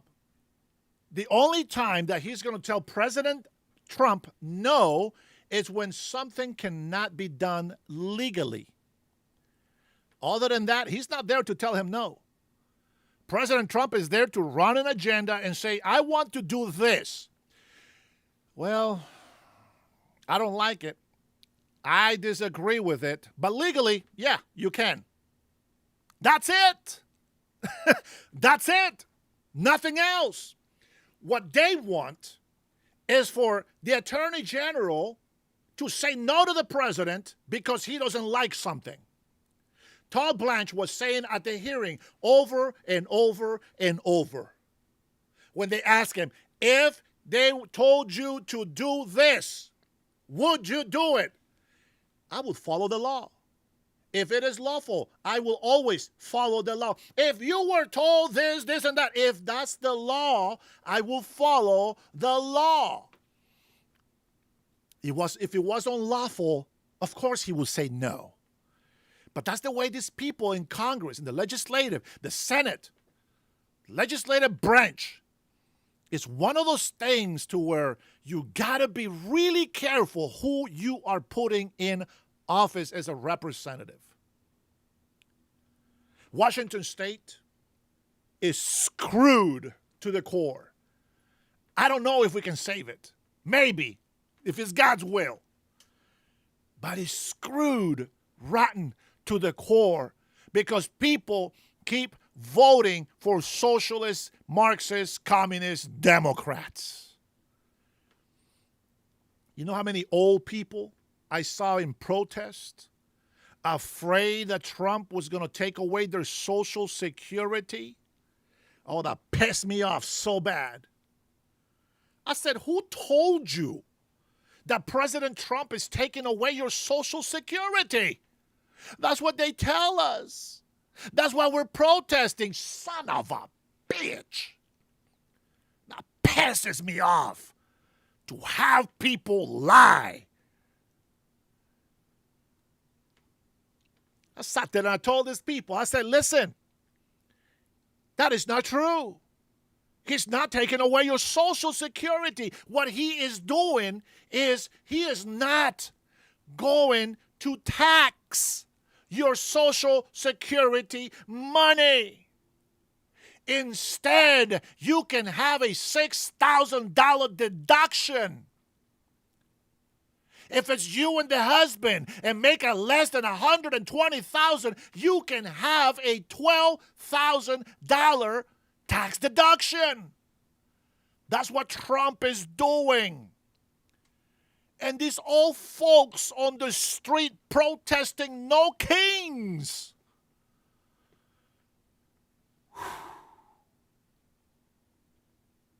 Disheartening, isn't it? Crazy. It's crazy. Wow. Wow. You know, I had another video that I was going to play for you. But I don't think it's worth it. I don't think it's worth it at all. Now, there is a Fighting for American Farmers. This will probably allow me to have a seat. I believe President Trump is going to be speaking to the farmers here very soon. Now, the reason why we're not going to spend more time trying to convince some libtards of the truth, because they'll never listen to us. Hopefully some do. And they got to be on our side. Stop letting Democrats fear-monger you. Stop letting Democrats lie to you. You understand? If I was here for clicks, I will lie to you, and I will just tell you the things that you want to hear. But that's not what I'm here for. I'm not here for clicks. Give me a like if you like it. Watch the video if you want to watch the video, but don't give me a like because I'm just saying something you like. Make sure it's right. Do your research. Farmers have been suffering for decades under Democrats. What are you smoking, none? What are you smoking? Washington State, where I live, was a farming state. And for the last 40 years, Democrats have been destroying our farmers. So shut the hell up if you don't know what the hell you're talking about. Fucking idiot people, man. Stop regurgitating the garbage that you hear from the corrupted legacy media. Go do some research. Find out what the big corporations are doing, how much money Democrat corrupted politicians are making. Go find out what the NGOs are doing. You don't pay attention to that, so you don't know anything about it. Stop going into social media and YouTube channels saying a bunch of shit that you know nothing about. Go find out what's happening to the local farmers. 80-year-old man getting sued hundreds of thousands of dollars by the Democrat corrupted politicians because he's saving water. For Pete's sakes. And then they go and blame Trump. They raise taxes on property. They raise taxes on businesses. They raise taxes on gas. And what do they say? Trump. The tariffs. Trump. Shut the hell up. Dumbass people. I'm so glad I voted for Trump. So proud of them to vote for Trump. Sick and tired of the lies and deceit from the Democrats. It's always the Democrats. Always. There's a guy that used to listen to my show. His name is Pizza Guy. Now, I'll give him credit. He put super chats to have questions and comments read. That's the way it works. You put a super chat, you get your comment read. But the fact is, I told him I couldn't be friends with him after a conversation that I had with him. And I said, I know that we disagree in a lot of things. And I'm okay with that. I'm okay. I am okay that we disagree. But the moment that he said to me that he didn't care about Western civilization and he didn't mind that the Muslims were going to take over this country, I say, F that. I want nothing to do with you. Don't call me. Don't talk to me again. You are anti-American. You are not for this country. I don't want your friendship. With friends like you, who the hell needs enemies? Who the hell are these enemies?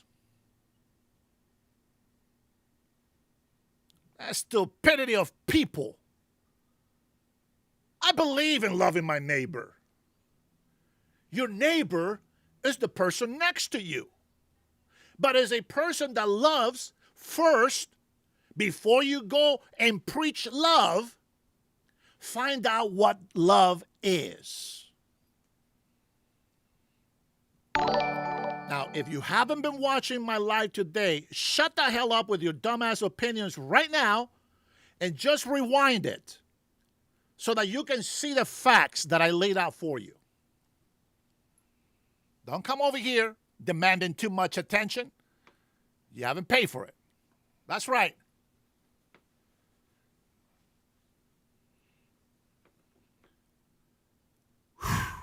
Man, I love this country.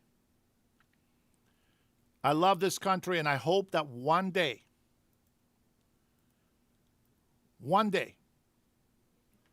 these dumbass Americans that are so naive and gullible will understand how precious our country really is.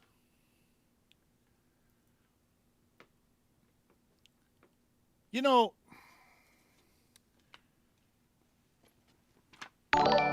here is the oath of allegiance. When an immigrant becomes an American citizen,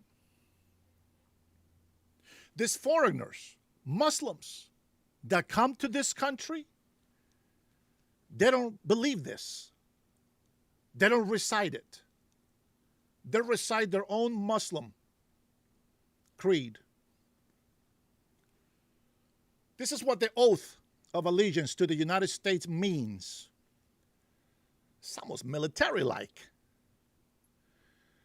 I hereby declare on oath, I absolutely and entirely renounce and adjure all allegiance and fidelity to any foreign prince, potentate, state, or sovereignty of whom or which I have heretofore been a subject or citizen.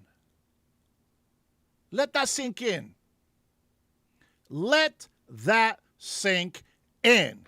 These foreigners don't make this oath. I do, because I love this country.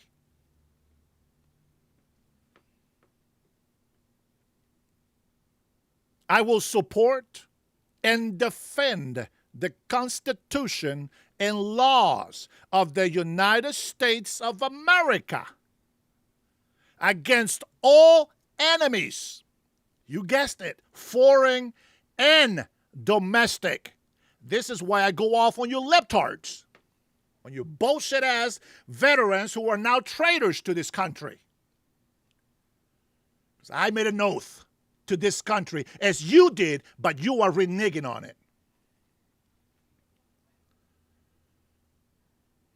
That I will bear true faith.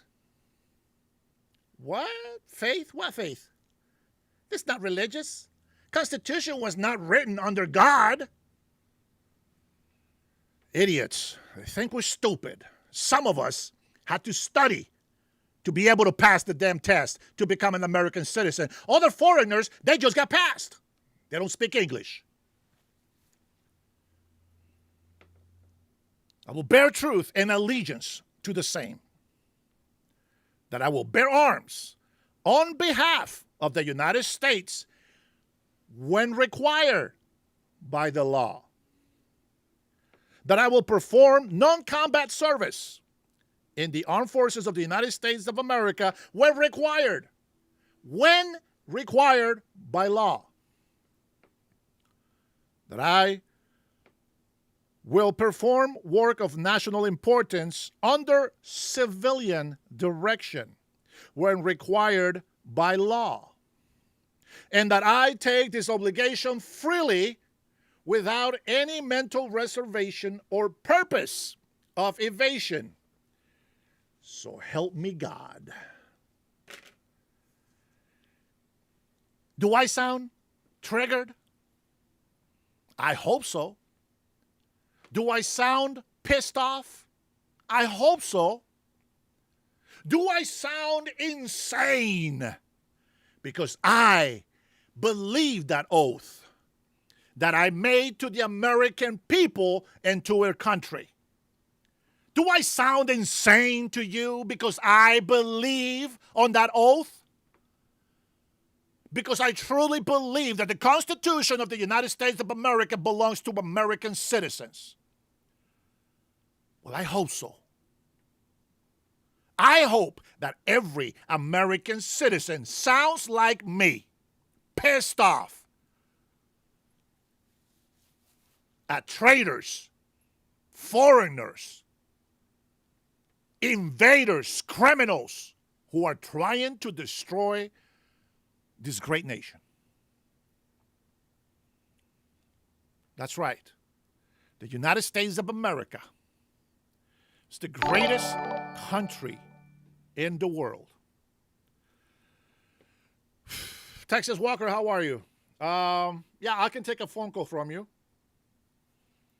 But it has to be, I'm going to have to cut it off because what I'm doing, I'm waiting for a live, okay? And then once the live is done, then we'll cut it because I have a video that I want to share with my members. You guys already know this. I had mentioned this before. So we are going to go ahead and listen to a video that I made on the side. I wish I would have done a better job. Honestly, I wish I would have had more time.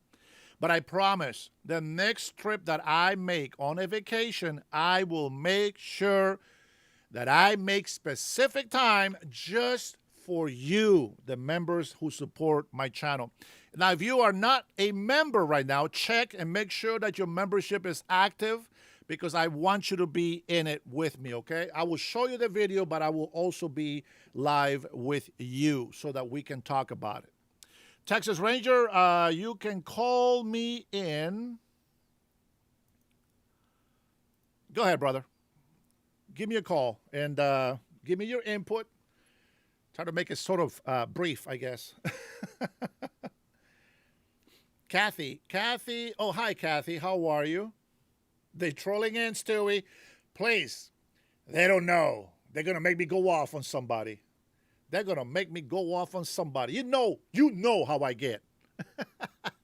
I get preachy. I get preachy when I go off. If they don't want me to be preachy, don't make me go off. Go on, buddy. Call me in, Texas.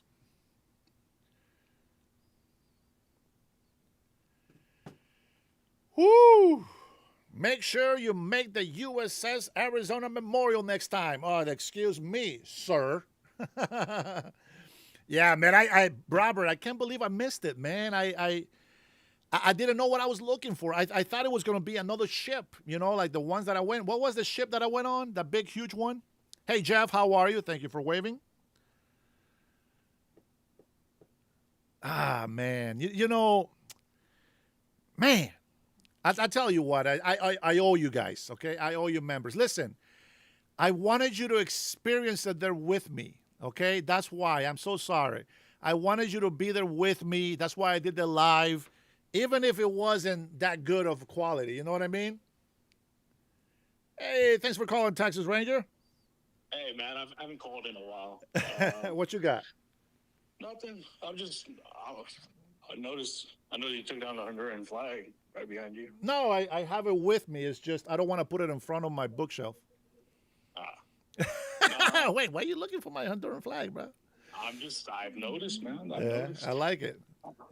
What's with the cowboy outfit, man? You like it? These are the hats that we wear in Honduras. There's not really much vaqueros in Honduras. Yeah, my whole family is from there, bro. No, I know that, but vaqueros. Well, like this that, right here, cowboy, this is American. Cowboy outfits like that? I don't know about that. They don't wear polo ties down there. You know what the difference is? What's that? I make this look good. I make it look good, man. That's all I gotta say. Man. Yeah, look at that. Even VMB on the chat says, "Howdy, Dennis." It's not a cowboy thing. I'll show you guys some pictures. Go ahead, brother. honestly, just calling, I just noticed, throughout time, I'm a Trump voter. I voted Trump. But I just noticed that there's a lot of, how do I say, it's both sides. You Yeah. can't just blame one side, man. No. It has to be both. Accountability for both, for sure. But the thing that I always tell people is this, because they always hear me defending Trump, right? But that's because they're always blaming Trump. But if they were to tell me, for example, right, okay, you voted for Trump. Good job, by the way. We can say this. I can say, okay, if there was something the Democrats will give me to give him praise for, I would. But everything that they're doing is anti-American, and I can't stand for that. And so you have to understand that President Trump, even if he's making a mistake, okay, he is doing it, and I'm believing it, that he's doing it with the intention of helping the American citizens. The problem with the Democrats is that they have made it too damn clear that they put illegal immigrants first before American citizens. And that's when they lose me. You can say that because obviously, the huge influx of immigrants that came in during Biden. Yeah, right? yeah.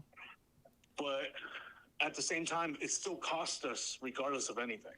And you could say that, like, no matter what.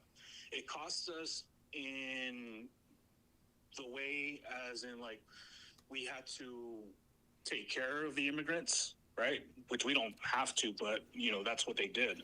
They housed them, they gave them money, they did everything, whatever. Still an issue, blah, blah, blah. But even with the last bill that they passed, for Homeland Security and all that shit. Yeah.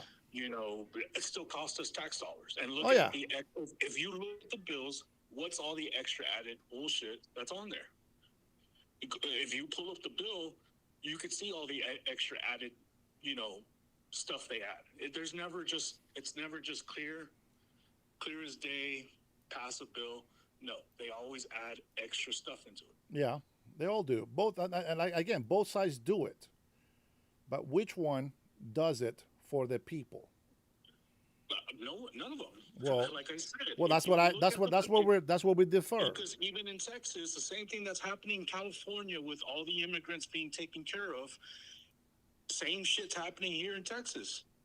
H1B1 people are taking advantage too. They're fake calls. They're opening up false businesses. They're doing all that same shit where it's like a ghost business, and they're taking advantage of taxpayer money. They're doing all this shit. Like, it's the same thing they're doing in Minnesota. They're doing everywhere else. It's the same crap. And it doesn't matter if you live in a red or blue state, it does not matter. Even okay, there's even another one. I'm not going to go down the Israel thing, like, not too much. But even in, I believe it was San Marcos or New Braunfels, the people of the city did an audit. They wanted to see where their tax money was going.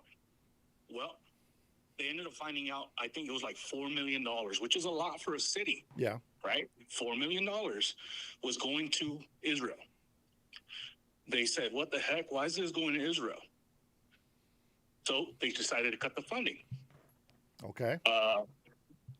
Governor Abbott got involved. He said, whoa, you have to keep sending that money. Yep.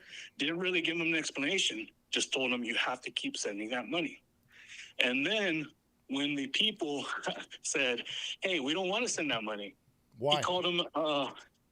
Why would you be against that? See, that's the problem. I agree with that. I think that we need to support Israel.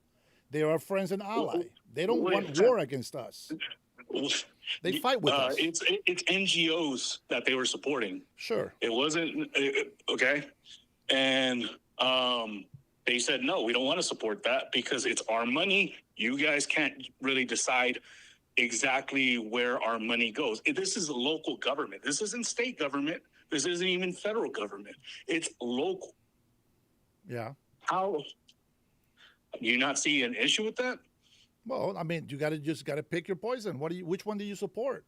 What do you pick your poison? Yeah, because so here's the thing, okay? Like I said, nothing is perfect. We're not gonna be agreeing on everything that you want. It's impossible.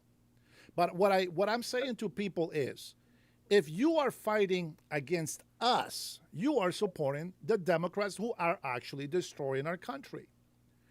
And I want to tell your viewers, it's not fantasies and not fables. You could actually look it up yourself. You could look up the city. You could look up the city. You could look up Greg Abbott actually calling them anti-Semitic for not sending the money. Yeah, and I can understand why they will say that. But you know what? The problem is this. Anti-Semitic? Okay, so if it was okay, if they found out money was going to India and they said, "Hey, we don't support that," it's not necessarily, "Hey, we don't support Israel." Haven't. It's the fact that they. But they haven't. It's the, they have been it's supporting the fact Muslims. That, No, hey, they have we been never even voted. But we that's never because even they have voted been supporting Muslims. You have to understand that. No, I get that. But Okay, so we can't. So they lost that from me. Government basically went over the people's head and said, "Hey, we're going to send that money to NGOs." That's not right, and you know that's not right. But I support it. So why does it matter? No, I get you. You support it. Okay. It doesn't matter if you support it. It means the whole city didn't support it. What do you? How is that? You're talking about. What do we benefit from it? If we benefit from it, it doesn't matter if it goes there. It doesn't matter if it goes to a local city. If we have a benefit from it, yeah, why not? What's the benefit? But the Democrats have been supporting everyone says it's a benefit, Muslim countries like Somalia. Everyone says it's a benefit, but what benefit? Do you realize what the NGOs were? But what are you fighting? What are the NGOs that you're talking about? No one knows. Because no one knew where that money was exactly going. Okay, so how is that a fact? If you don't know where the money went, you can't just say it went to NGOs. No, see, this is okay. Look, I'm gonna give you some information of why I can't agree with your comments. You're hearsay. Democrats here in Washington State. Look it up. Greg Abbott literally said, "Hey, you have to keep sending that money." Okay, well, why is the problem with Israel? What is it? I don't have any problem with it. I have I have a problem with. Okay, so give me another example. Government, not even this. This is a republic, correct? Yeah. Give me another example on the other side of the aisle. This isn't Honduras where they just, hey, we're gonna go ahead and decide to do something. Okay, so now give me the other example on the other side. What do you mean another example on the other side? Yeah, you just talk about Republicans. Now give me an example of what Democrats do. I'm saying I just said it's a republic. I never said Republicans. Do you know what the United States is? Yeah. But who are you talking about right now? Are you talking about the Trump administration? I'm just saying the United States is a republic. I never said Republicans. Okay, but who did that? This is not. What do you mean? Who was in government when this happened that you're talking about? I don't know what you're talking about right now. I know the lobbying. I know all that stuff. That's fine. I'm okay with it. I don't have to agree with it. I'm okay with it. It's with Israel. I support Israel 100%, so it doesn't matter what they do. If it was even India or Africa, I wouldn't support it at all. Because first of all, this is a republic, and those people didn't get the chance. But you do support it because you don't give me anything about any other country except for Israel. That's what I'm telling you. Give me an example of something different to see if you really do care about it. It was only one city it was going to, bud. Okay, what do you mean? That's fantastic. Israel. Okay, but the thing is that. Okay. What other country? No other term. If they would have canceled it and it was going to Africa, they wouldn't be called. Fantastic. I agree. I agree with you. They're wrong. Now, give me another country that we have done something like that and nothing's been done about it. There's plenty. Give me another one. All the NGOs that they recently cut during the whole. What do you mean? There was stuff going to Somalia. There was stuff going. There was other places. Which one? Which one went to Somalia? Our tax money? This was federal now. This is when the our tax money. Yeah, our tax money. Where was it going? Why? Who was benefiting from it? It wasn't just an NGO. It became an NGO, but it wasn't. All of them benefit. What do you mean? You're telling me when a bill was passed, no Republicans and Democrats don't both dip their hands into it? My friend, I have a subject that I've been hitting on. What is your point? That both sides are corrupt as Okay, yes, we know that. I agree with that on you already. But what is your point? Like, you called me to make a point. What was it? That What do you mean? What point am I If making? that was the I'm saying point, it's then you're both done, sides. right? My Yeah. point Okay. is both Yeah. sides. You're What right. do you mean? You're right, but that's it. Is there anything else you wanted to add? That's it. You Oh, only okay. cover one way. I thought It's you were gotta going be both somewhere else. sides. I thought you were going to give me some more stuff that, that's going on. That's what I want to know. I could if you want me to. No, that's okay. keep I diving appreciate into it. Thank you for your But call, then brother. then you're gonna be like, oh, what do you have against that? What Well, do you mean? you have to give me 2 points. You got to give me two sides of the coin. I always talk about what the Democrats are doing, what the Republicans are doing. I want to know what benefit we're getting from supporting our allies. Then same thing with UN. Israel? Same thing with Israel. Yeah. Same thing. Yeah, the Okay, UN with doesn't do every- shit. I don't want the UN. I think we should be out of NATO. That's my opinion. Okay. What does Israel do for us? Israel has been fighting terrorists for us in the Middle East. Have you not noticed? If Israel doesn't do what they're doing over there, we're screwed over here in America. You do know that. Well, okay. What terrorist? We're just fighting one right now. Which one? We're fighting the Iranian regime, the Ayatollah. We're fighting the Houthis. Everybody that is connected to these guys. Are we fighting Hamas too? Well, yeah, Israel did. Yes, absolutely. Okay, yeah, Hamas. Israel was funding Hamas. What do you mean? I've said this before. Israel was not funding Hamas. Israel Yes, was it helping was. Palestinians. That's not the same thing. No, Israel was funding Hamas. Gaza, not Hamas. Don't get it twisted. You can look at Bibi being interviewed when corruption charges was being interrogated, and you could see him admit on multiple occasions that they were funding Hamas. I have to see it. I have to see it because if they were doing some sort of deal with them, I get it. You have a computer right in front of you. Well, again, you asked me a question and I gave you an answer. See, I think you're being very biased. No, you're being biased. That's what you're doing. Like a long time ago. Yeah. And I was like, okay, just wait till it comes out. And there's actual factual video of it, not AI, not some crazy shit. It's literally him being interrogated in Israel, saying that they funded Hamas. And it's been a known thing. And it's always been supposedly rumored. It's not really rumored. It's already been proven. Well, criticism of the Prime Minister Benjamin Netanyahu, often called Bibi, for his approach to Hamas centers on a long-standing Israeli strategy to isolate the Palestinian Authority in the West Bank by allowing Hamas to maintain control in Gaza. That is not what you're talking about.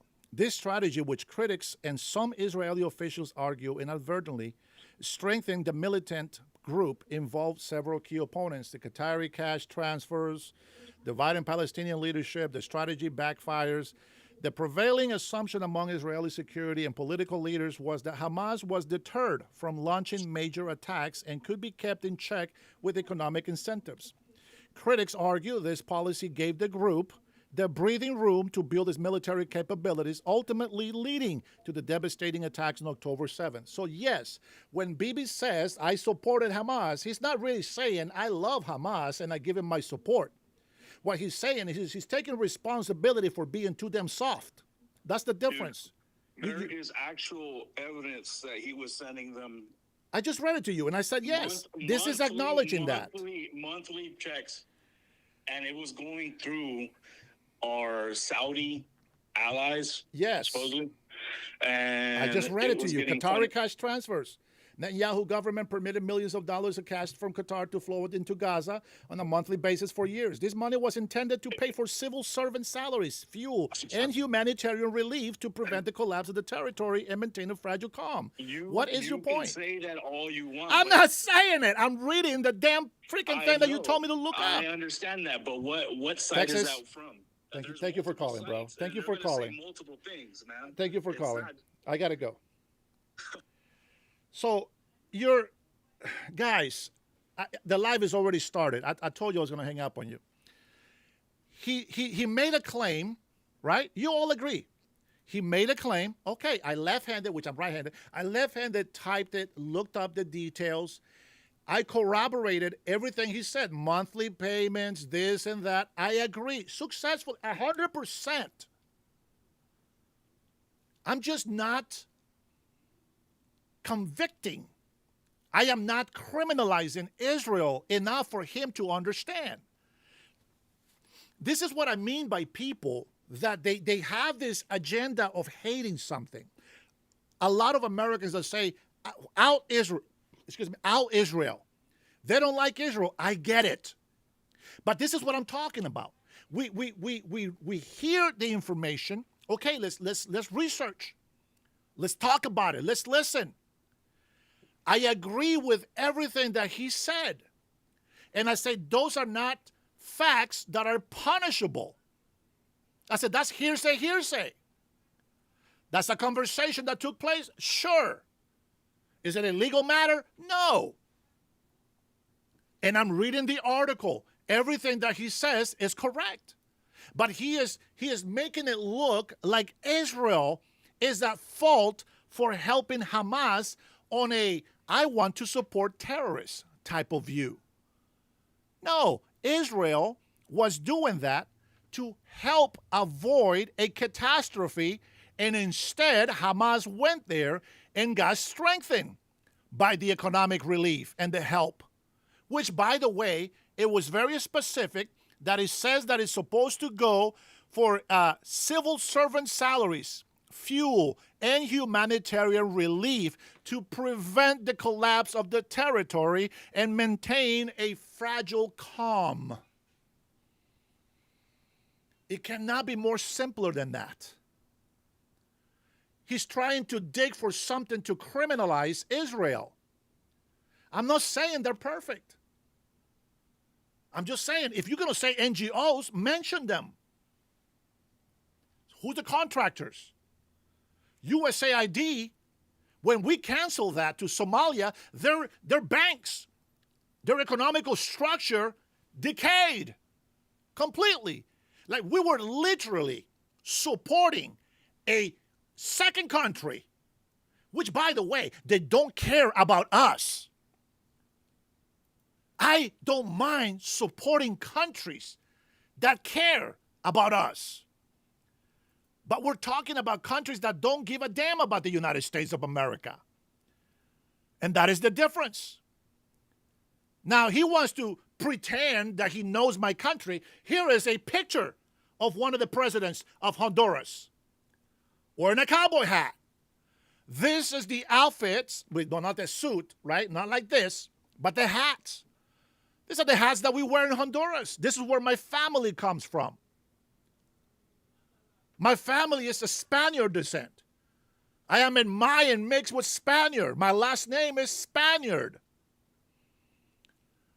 Spaniards brought the cowboys here, whether you like it or not.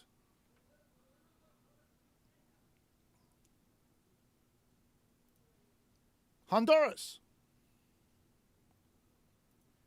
Honduras. I don't understand what this guy has a problem with my hat. Like, you know, just mind your business. If you don't like my hat, you don't like my hat. There you go. Honduras.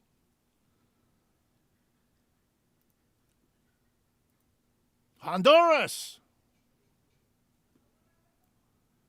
He was one of the presidents.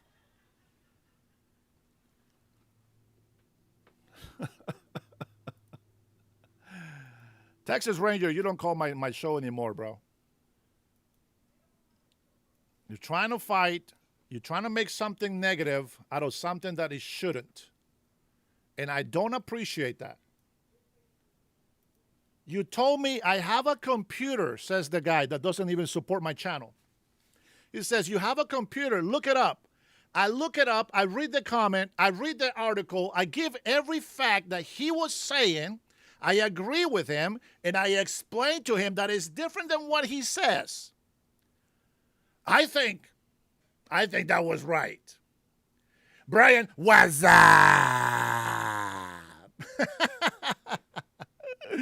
Ah, man, love you, big bro. Thanks for stopping by. Thanks for being here. Love you guys. Hey, you guys know, man, I don't just speak nonsense, bro. Listen, and this is what I always tell people. Hey, make sure you know what you're talking about, okay? You know, I don't know about these NGO things, but here we are. We looked it up, right? We looked it up. And everything he said, oh, you know, well, he was sending monthly payments and this and that. For what? And before reading the article, didn't I say it was for humanitarian? I did say that. I said to help Gaza, not Hamas. Which in turn, no good deed goes unpunished. Correct? Okay. All right. Here we go. This is going to be President Trump talking with the farmers, apparently. Let's take a listen. Where's my audio?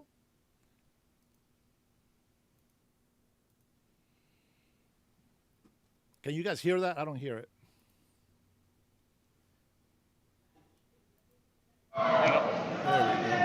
Thank you very much, everybody. So, I just did an interview in the most beautiful barn I've ever seen. Ken, it was a beauty, but it was raining.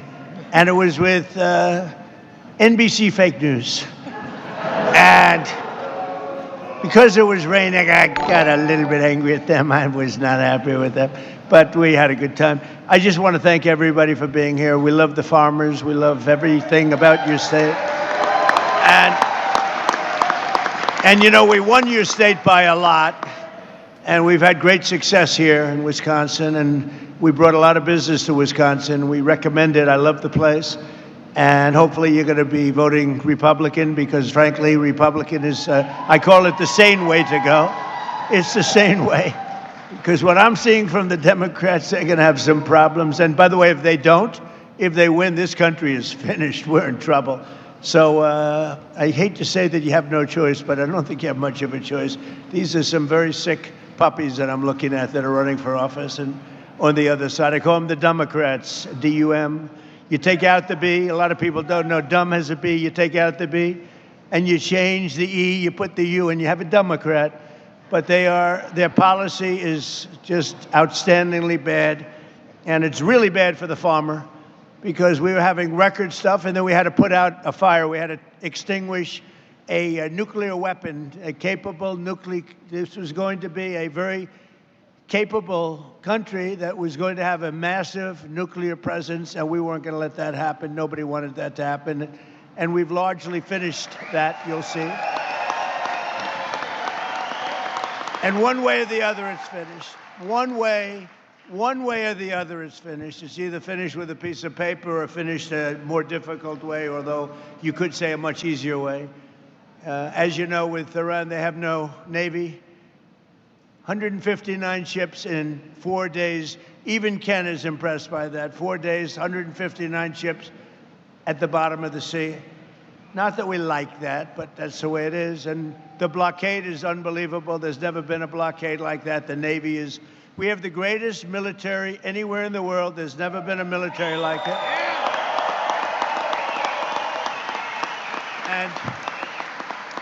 And if you remember when all the heat I was taking from the Democrats, will be nice, I'll use Democrats at least half the time. But if you remember the heat that I had to take to get help for the farmer and also to get help for the military because they don't want anything to do with the military, the farmer, or for the most part, they don't want anything to do with anything good. And that's why the midterms are coming up. And I hope you people are really spiritized because we're at a point, we're going to come out of Iran very quickly and it's going to be very strong, one way or the other, whether it's a piece of paper or the very tough way, okay? The very tough way is maybe the easier way. But we're going to come out and your fertilizer prices are going to go way down, just like they were 4 months ago. Your fertilizer's down, your energy's down, your oil, your gas is all coming way down. And frankly, I thought it would go much higher than it did. I thought, frankly, that gasoline would be much higher than it was. I was in Iowa, another place I like a lot, and it was just before we started the excursion to Iran. And we passed gas stations. It was $1.85 a gallon, and we're going to get them down to those numbers again very quickly.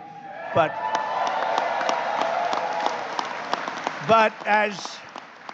as they say in the farming business, we had to take care of business. Look at this guy over here. I don't know who the hell he is, but he is one hell of a specimen, I can tell you. This guy. This is one hell of a physical specimen. I thought I was big until I met you, Joe, you know? You're fantastic. That's what I like. Anyway, I just want to let you all know that I'm thrilled to be here at Custer Farms, and Ken and his family, they're amazing. I took pictures with them backstage and got to know them a little bit. They're really amazing people. They built this country. You all built this country. Not the complainers, not the wise guys. You all built this country. And I just want to...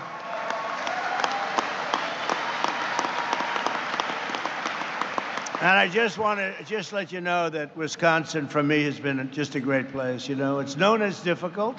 It's difficult. You got to be good to win. But we won here, as you know. We won it a lot.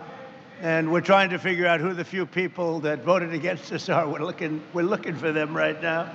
But today we're celebrating the historic strides for some of the most loyal, hardworking patriots anywhere in the nation. And they're really called our American farmers, and we're with you 1,000%, or I wouldn't be here.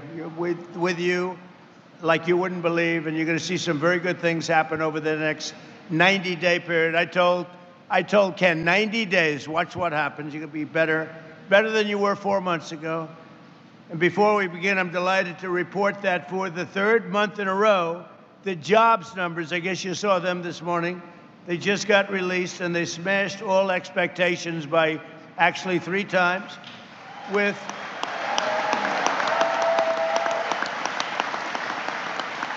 and this is during a military conflict. I call it that because it's really not that much of a war, but it's a military conflict. It's a practice.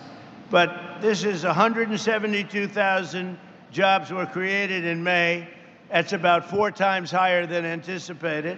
And experts predicted 30,000 jobs. These are the strongest job numbers of the entire administration so far, and that's during this conflict on top of it. So it's great. And you know, we have a problem in this country, because it used to be, I'm a little older than a couple of you, but I don't feel old. I feel the same as I did 50 years ago. It's crazy, Mr. Senator. We got a great senator right here, Ron. But I do feel the same. But in the old days, you know, if you had good job numbers, like great job numbers like they announced today, the stock market goes up. Today, everything is crazy. The whole world is crazy. So when you have great job numbers, the stock market goes down because they think interest rates will go up. And when interest rates go up, they stop inflation. Well, you know what else stops inflation? Growth actually stops inflation. And they ought to go back to the old system. When we have good numbers, the markets ought to go up, not go down. And that's the way you build greatness. You build greatness that way. So I think we have a great gentleman coming in, Kevin Warsh. He's going to do a fantastic job at the Fed. We're getting rid of too late. But we have, Kevin is one of the greats. So you're going to see. But you're going to see beyond anything, you're going to see numbers coming in over the next more than 2.5. We have 2.5 years plus. Can you believe how time flies, right? And can you believe the work we've done? You know, it's sad because you have speechwriters and you have advisors and you have all these people, and generally you don't like listening to any of them because if you do, you're in trouble. But I said, you know, I want to write about the border, and I want to talk about the border because when I came here, we had the most unsafe, we had the worst border maybe anywhere in the world. There was no border. 25 million people came in. Drug dealers came in. People from mental institutions came in. Murderers came in. 11,888 murders, most of whom, over 50% of whom, killed. Can you believe this? More than one person. One killed 7 people. We allowed them into our country. We've got them largely. They're going out, and they're going out fast. We have to fight crooked judges, crooked administrations, crooked politicians. But they're going out fast. But we have the safest border in our history for the last 12 months. And this is a hard number to believe, but I don't give it. It's a number that's out there. You've heard it. 0 people have come into our country through our southern border. 0. It's a little hard to believe, but it's true. It's a little hard. If they said like 20 people, I would have been, 25 million came in through Sleepy Joe Biden. So we had 0 people. And these are done by largely sort of a radical leaning left people, the reports. But it is what it is. And the good thing is they don't try to come in. It makes it a lot easier because they know it's going to be very hard to come in. Now, we take people in, but they have to come in legally. We want people to come in, but they have to come in legally. But I say, let's talk about the border. Sir, nobody cares about the border. I said, I won the election on the border. Let's talk about the... Sir, I'm telling you, nobody cares. Run. Nobody cares about the border. You fix the border. I want to brag about it. Sir, they want to hear about other things like fertilizer. And we'll take care of fertilizer, too. You know, when I also came in, eggs were like the highest. And remember this, I inherited all these high prices. They came in and they said, affordability. They made up the word, because that's the only thing they're good at, although I'm good at making up words, too.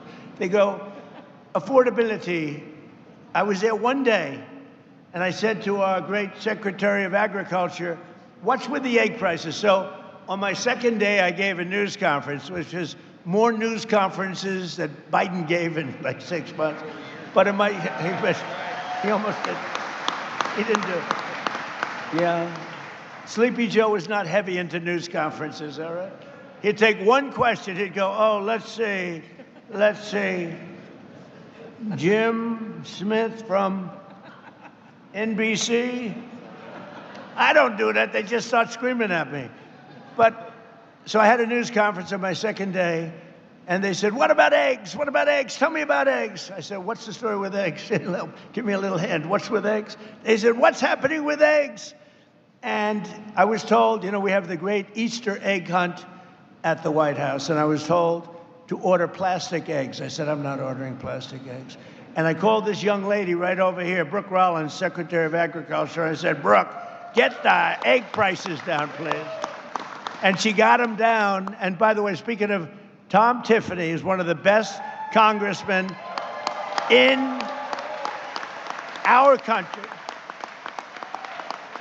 And I was there, I don't know, 7, 8 years ago, right at the beginning. I endorsed this guy. I had no idea, but I liked his last name. You know why? Because I bought the air rights many years ago off Tiffany, and I made a lot of money. So I saw Tom Tiffany, and I backed him, and he went like a rocket ship, and he won, and you've kept winning. And now he's running for a thing called governor, and you have...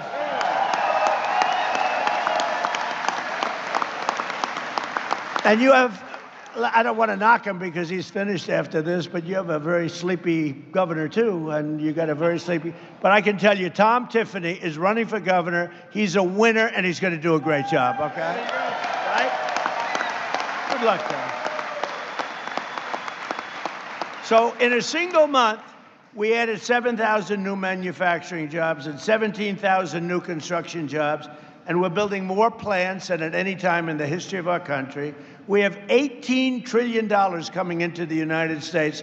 As an example, the previous administration, in 4 years, think of this, had much less than $1 trillion come in. We have $18 trillion from countries and people all over the world in 11 months, not even in 1 year. So that's some difference. And I think that's probably why people are shocked to see the job numbers, because the construction jobs are through the roof. But when these plants, car plants and AI plants and all the different plants that when they open up, you know, we're leading China by a lot. I just got back from China. I was with President Xi, who I respect. But we're leading China by a lot in the AI race, a very important race. And we're leading everybody now when it comes to cars. They're coming in from Germany. They're coming in from Japan. They're coming in from Canada. Canada treats you guys rough, you know? Canada, they put on big tariffs. We didn't meet them with tariffs. I took care of them my first term really strongly, and I am now. But Canada's been very rough. You find them rough to deal with? Yes, you're pretty rough to deal with. He's more of a diplomat than me. And we are doing well. The previous 2 months, we were revised upward by nearly 100,000 jobs. They put the numbers too low. So actually, we had 100,000 more jobs than they reported. They were obviously Democrats, right? Wages for workers continued to rise, and for manufacturing workers, wages are up more than 8% since I took office, which is close to a record. Think of that.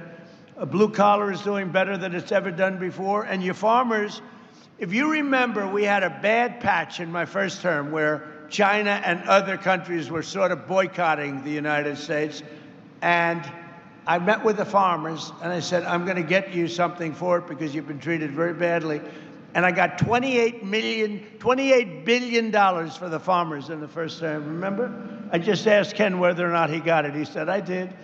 And we're looking at something also, right now, we're looking at something to take the place of what's happened because it's artificial. What happened to you is artificial with the energy and with the fertilizer.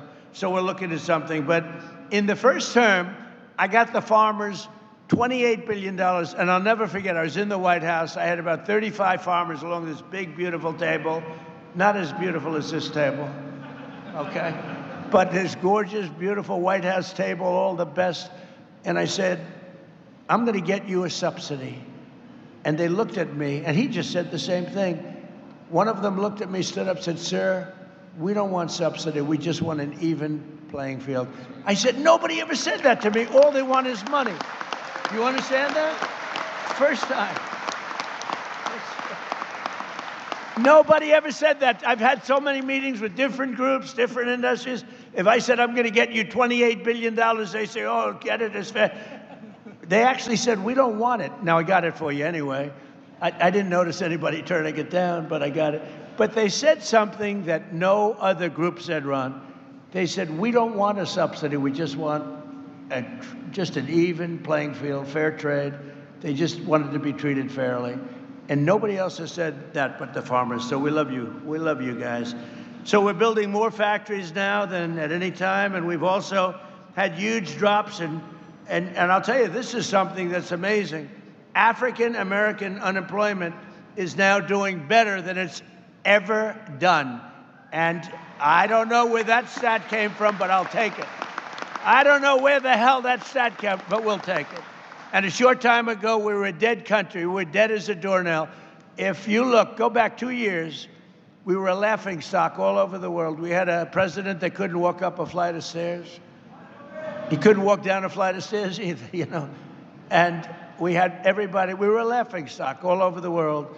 And I was with the King of Saudi Arabia because I wanted him to invest trillions of dollars into our country. Look at that whole situation now, too. It's very interesting. But he was good, and he said to me, you know, President, it's amazing. A year and a half ago, we thought you were a dead country, and now you're the hottest country anywhere in the world that we are. We're the strongest, we're the hottest, and we're the most respected country anywhere in the world. So, as I said, the stock market just hit 73 all-time records in a short period of time. We've had 73 all-time record highs. And your 401ks, who has a 401k here? Let me just say, a lot. Your 401ks, as you know, just hit a record high, so that's everybody. And we're just off a very big success in Washington, D.C. We had, it doesn't sound like much, but Washington, D.C. was not properly managed or kept. We had 22 fountains. None of them worked for the last 50 years, none of them. They were graffiti strewn. I did it the inexpensive way. Why should we have a screen? Everybody here has good vision. I want to show you something. Look at this. I'm going to show you the cheap way, okay? We don't want to bring screens. It costs too much money. Look at that. That's before and after. Look at that. Look at it. Can anybody see that? That's before. That's our nation's capital. That's what it, look at this graffiti all over it, filthy, disgusting stone. The stone was all horrible. And look over there, that's before and after. Then we had the reflecting pond, 2,500 feet, massive, longer than a building. We have a stat here that's sort of great. Can you guys see this okay? Because I'm too cheap to put up like a projector. Look, so that's the pond, if we're standing up. Here's your Sears Tower, Empire State Building, World Trade Center. Look, it's double and triple the size in terms of area. So it would have cost $400 million, Ron, to fix. It would have taken 4 years.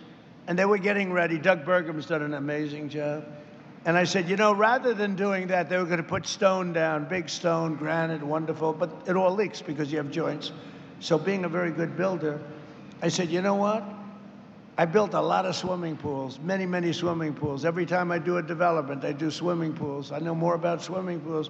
I said, why can't we put the wonderful material, which is thick, pasty, beautiful like rubber, but industrial strength? Why can't we use it? And let's pick the color blue from the American flag, which is what we did. And that is the most beautiful thing that you've ever seen.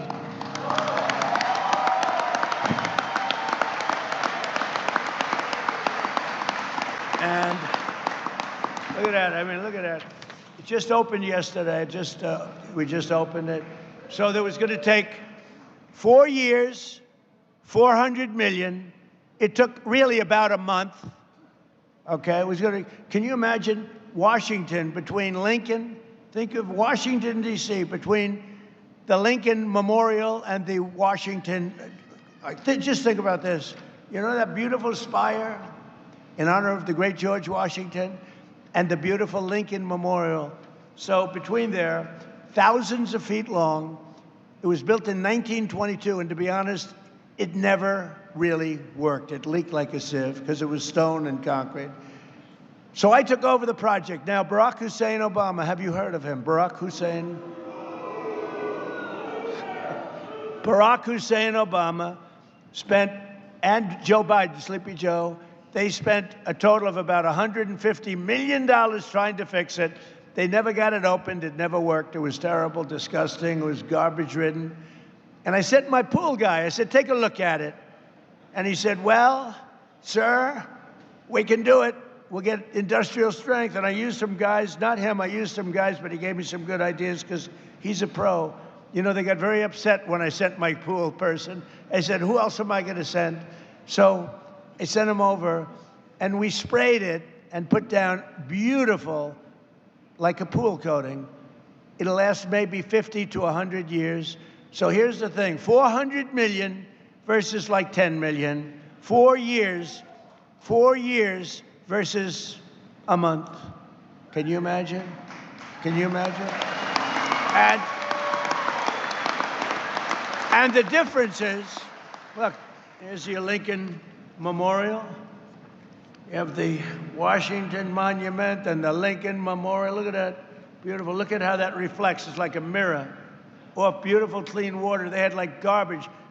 Barack Obama wanted to save money, so he took the water out of the Potomac. That didn't work out too well. A lot of things were coming out of that river into this spot. It wasn't good. So we just think of it. So like a month of this work, we actually added to it. We did the sidewalks because once we did this, we had to do the rest because it looked so good. But think of it, 400 million versus like 10 million bucks for a better job. 4 years versus a month for a better job. We have many things like that. I talk about that all the time. We do a lot of things like that. So we're very proud of Washington. We had 22 fountains that didn't work. All of the fountains, not one fountain in Washington worked. Out of the 22 fountains, they're all looking beautiful, just like the one I showed you. And now they're clean, they're beautiful, there's no graffiti. Washington, D.C. is a safe city. It was a very unsafe city a year and a half ago. And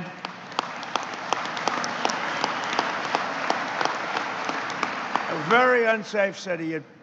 Your child would go to see the Jefferson Memorial or the Washington or the Lincoln or any of them and would oftentimes not come back. It was a horrible place. It was horrible what was happening. And we put our great military in there. We did a job. We removed 5,000 people that were career criminals. 2% of the people, think of this, 2% of the people, did you know this, Ron, create 91% of the crime. And I love that statistic because you can get rid of 2%. And we took them out, we brought them back to where they came from. They came in, many of them came in through Sleepy Joe's open border policy, one of the craziest policies I've ever heard. So we saved a lot of money. And you go to Washington, D.C., new grass. People say they don't even recognize it. We did that all in a little bit more than a year.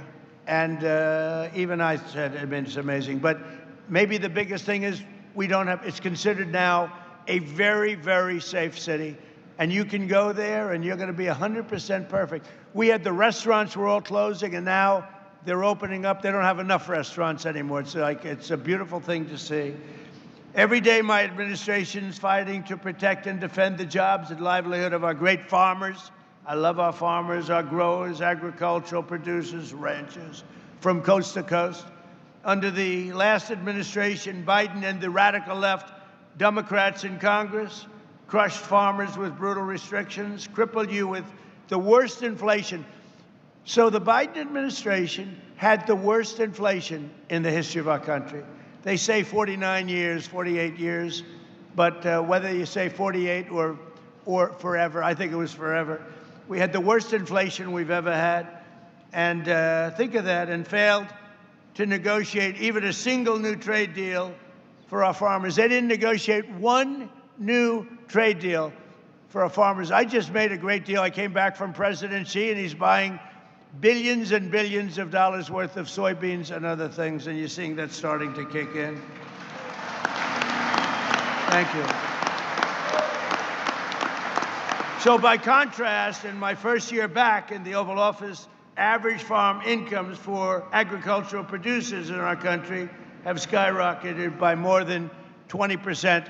Now, it's been over the last couple of months since we went in for the military operation. You've seen fertilizer go up and you've seen energy go up. It's going to come down to where it was or lower. You'll be very happy. Otherwise, Ken is going to call me. He's going to bawl me out, and I'll say, oh, sorry, Ken, I was only kidding, right? All right? He knows I'm going to do it. With Republicans in Congress like Tom Tiffany, like Derek Van Orden. Where's Derek? Derek. This guy he fights like hell. He's in a little bit of a community that tends to be on slightly a little bit more than we want and left, but he loves them all, and he's very popular, and he's going to win by a lot. You're doing well. I understand you're really doing well, so thank you, Derek. And he's a real fighter, and he's a great guy. We've been friends right from all of us. We've been friends right from the beginning. So we passed the largest tax cuts in American history with a great, big, beautiful bill. We made the small business tax deduction permanent, benefiting 98% of the farmers and ranchers. We gave you 100% expensing and bonus depreciation.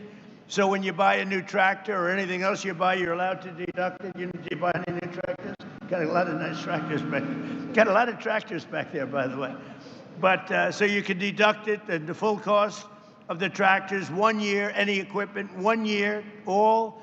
You can deduct it all in the first year instead of over a period of many, many years. And we also saved the $2 million. Thank you very much. That's a big deal, actually. We also saved the $2 million American farms from, think of that, from extinction by ending. What we did is we got rid of the estate tax or the death tax. So if you love your child,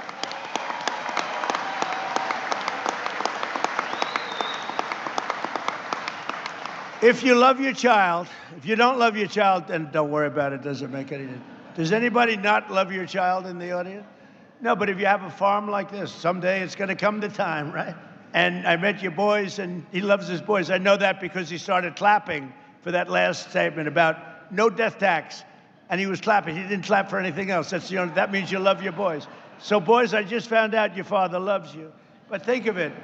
And I was seeing this in my first term. We did it in my first term. We did it now. We extended it out. So you have no estate tax, or we call it the death tax on a farm or a small business. Now, I saw it myself. You have a way of life that sometimes you're land rich and cash poor, sometimes you're lots of different conditions, but people that are on farms love being on farms. You wouldn't trade my life, you wouldn't want my life, believe me, you don't want it. Your life is much better than my life.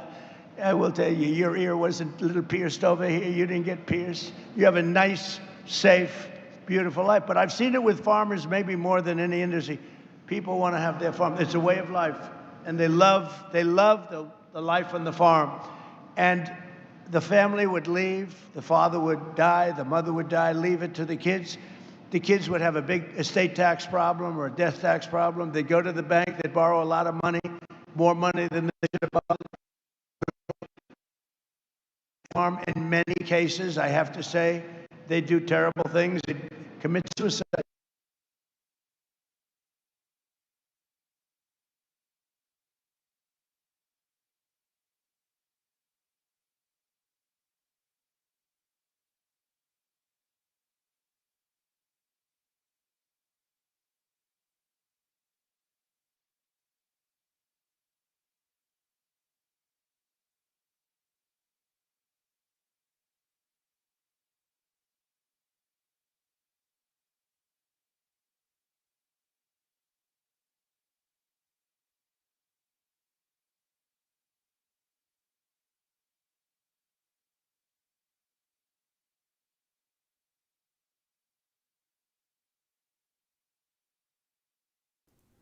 Well, well, well.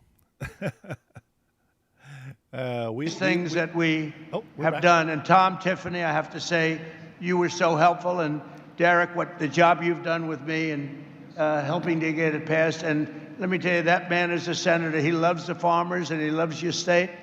And he doesn't care about anything else. He wants to make sure you get treated fairly. And there's no better advocate. You have no better advocate than Ron Johnson. So thank you, Mr. Senator. Thank you.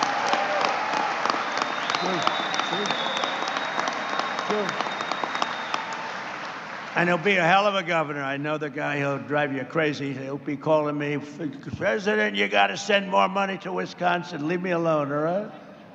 He'll do well, too. Thank you. As president, I fought for the American farmer like no one has ever fought before. Nobody's, like I'm up here today, I don't need this. I got elected, I don't have, what the hell do I have to be here for? I got elected, I'm here because I like the farmer. I mean, when you think about it, I guess there's a lot of truth to that, right? I could be home right now in the beautiful White House enjoying watching somebody else on television talking. On day one, I terminated the insane electric vehicle mandate. They wanted your tractors to be all electric. They wanted your cars to be all electric. And, you know, look, Elon, he had a bad moment, but now he's a friend of mine again. He had a very bad moment. He's 80% brilliant and 20% he's got little bad moments. But I love electric cars, but you know what? Not everybody wants them, and not everybody, in terms of distance and lots of other things. And I think they're great, but I also want to see all gasoline. I want to see the hybrids, which are great. I want you to have anything. And they wanted your tractors, you know, they wanted the tractors to be turned into all electric. And that didn't even sound good to me, right? That didn't even sound good to me. And it wouldn't have worked very long. You would have had to stop every 15 minutes to get a new charge. How would it be if you're driving your tractor along, everything's wonderful, and then Ken, he wants to work. He goes, oh man, I got to go get a new charge every 10 minutes. That's not too good, right? You'd rather be able to operate it for about 4 days before you fill it up, right? So anyway, so we solved that problem. We ended the electric mandate, okay? And on day one,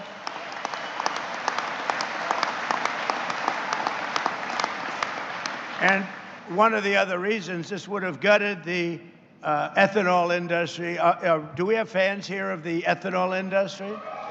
Okay. Because if they got in, they will end the ethanol industry in one swoop, so you better remember that. And we eliminated all unnecessary restrictions on sales of E15, and I've made it clear that we're going to go E15 all year round, and I think it's something that you want, right? Is that what you like that? Are you happy with that? Are you happy?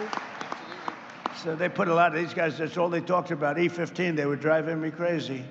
They called me, can we talk about E15? How about something else, right? Tom Tiffany would call, can we talk about E15? But anyway, but you got your wish, fellas, okay? And we massively expanded crop insurance and issued a historic $12 billion in farm relief. So it's $12 billion, but it was $28 billion in my first, so we're looking at that right now about increasing it. And to stop major equipment manufacturers from restricting you from fixing your own farm equipment, we gave you the right to repair. Do you like it? The right to repair.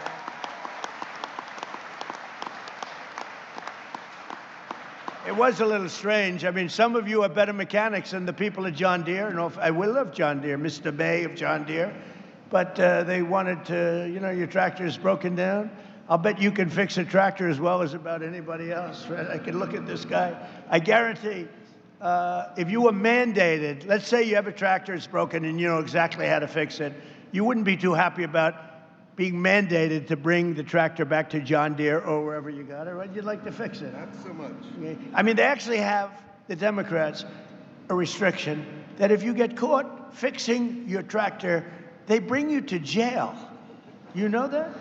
Do you know that I pardoned a man last week who was sentenced to 7 years in jail because he got caught fixing his car or his truck? I said, I like to always say, what did he do? Sir, he was fixing his truck. I said, how long is he getting? 7 years. I said, say it again. It's the first time I've ever heard it, like 2 weeks ago. I gave him a pardon because he had to go to jail because he was fixing his tractor or his truck.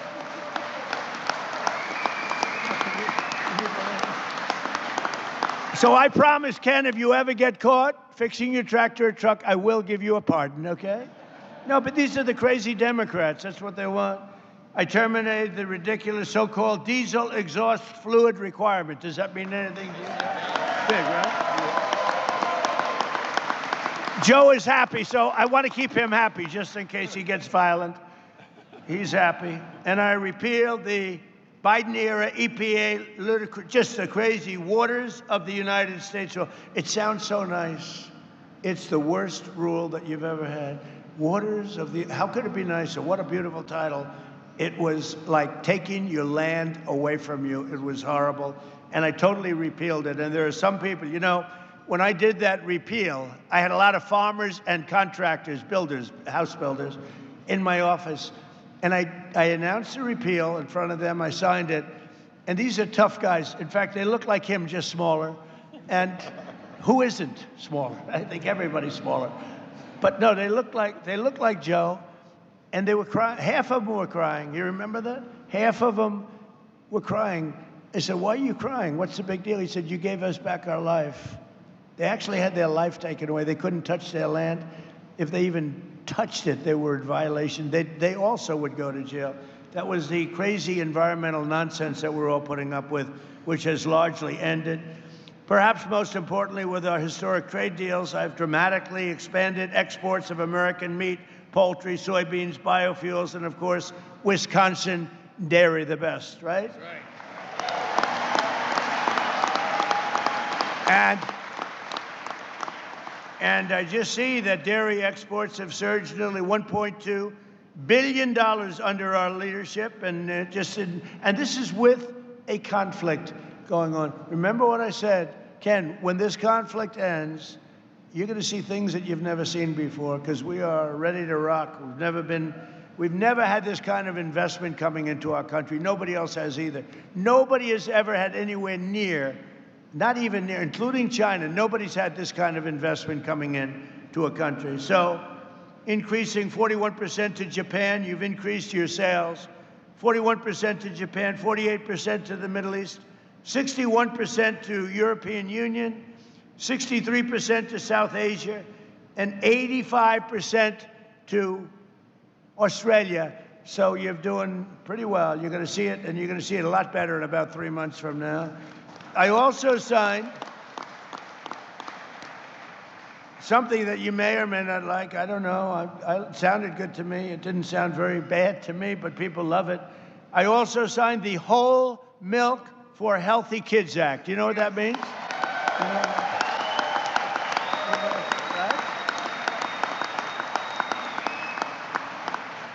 That was another one. I had a big signing at the White House. We had some people that have been fighting for that for years. I called Ron. I said, Ron, what's to fight for? I mean, it just sounds good. And it's just better. It's healthy. I like it. I drank it. I don't know. It gets harder to get it. Now we have it. So that, you know, it's totally opened up now for the kids, and it's great for anybody. And now we're working with Congress to quickly pass the new Farm Bill. We're very well into it. We got some great approvals, the hardest approvals, and I think we're very well on our way to getting the Farm Bill finished and approved. And just to finish up, with the help of the farmers like those here, today we're also helping bring down grocery prices for hardworking Americans, and they're coming down very rapidly. Remember, I inherited these prices. I didn't start. My prices were great. They rigged the election. When I turned, the election was totally rigged. It was a rigged election, just like they're rigging the election right now, it looks like in California. Can you imagine? It's 4 days, and they still aren't even close to telling you who won. You know why? Because they're rigging the election, that's why. 4 days. You know, in Spain, they had it like, I'm not a big fan of Spain, to be honest with you. It's gone very far left. But they had an election. All the votes were in, similar size to the state of California, a little larger, actually. And every vote was in by 10 o'clock in the evening and counted. You're going to be waiting weeks to get these votes. It's corrupt. Somebody said it's incompetent. I said, no, just the opposite. It's unbelievably competent if you happen to be a Democrat politician. Because with their policies, the only way they can get elected is to cheat. And when you look at an election, not even relatively a big election. For one state, for one city, for Los Angeles, they're nowhere close to counting the votes. But you look at what's happening. It's getting tighter and tighter and tighter. And the people that were supposed to win, bad things are happening. It's a crooked state. We have crooked third world elections in a lot of our states, and we should pass our Save America Act.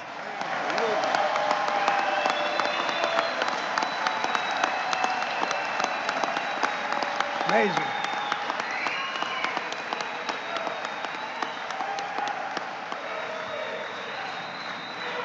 And that'll really stop it too. That'll stop it. You know, that's where you have voter ID.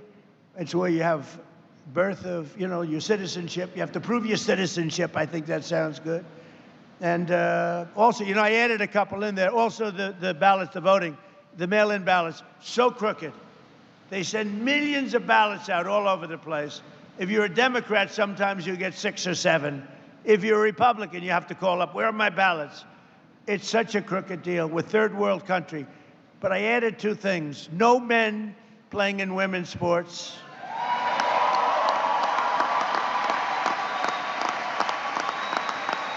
And this is like best of. No transgender mutilization surgery on your child, on your children. None. So we added them in. So we inherited very high costs, and we're getting them down. They're coming down very rapidly, and when fuel comes down, they're really going to come down. And I just want to say it's an honor to be here. We have Senator Ron Johnson, we have Congressman Tom Tiffany, we have Congressman Derek Van Orden, we have Hall of Fame offensive lineman Joe Thomas. Oh, that's look at the size of this guy. Good boy, oh boy. So you're a Hall of Fame. Did anybody get by you? Never. Never. He's a good-looking man. That's great, Joe. It's great to know you. Really good. Great career, too. I know who you are. Former president of Leinenkugel Brewing Company, Jake Leinenkugel. Thank you, Jake. The owner here of Custer Farms, and he's a great guy. I think I can almost call him a friend. We had a great time back there. And a wonderful family. Ken, thank you very much.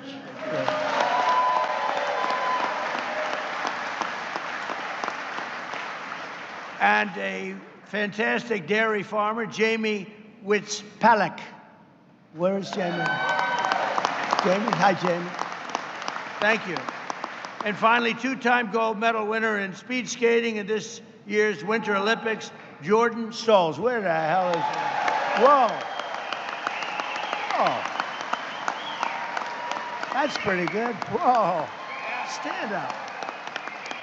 Stand up. Yeah.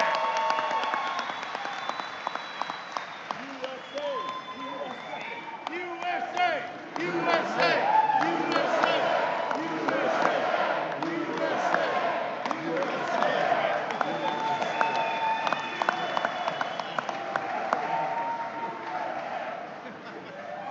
I'm keeping it.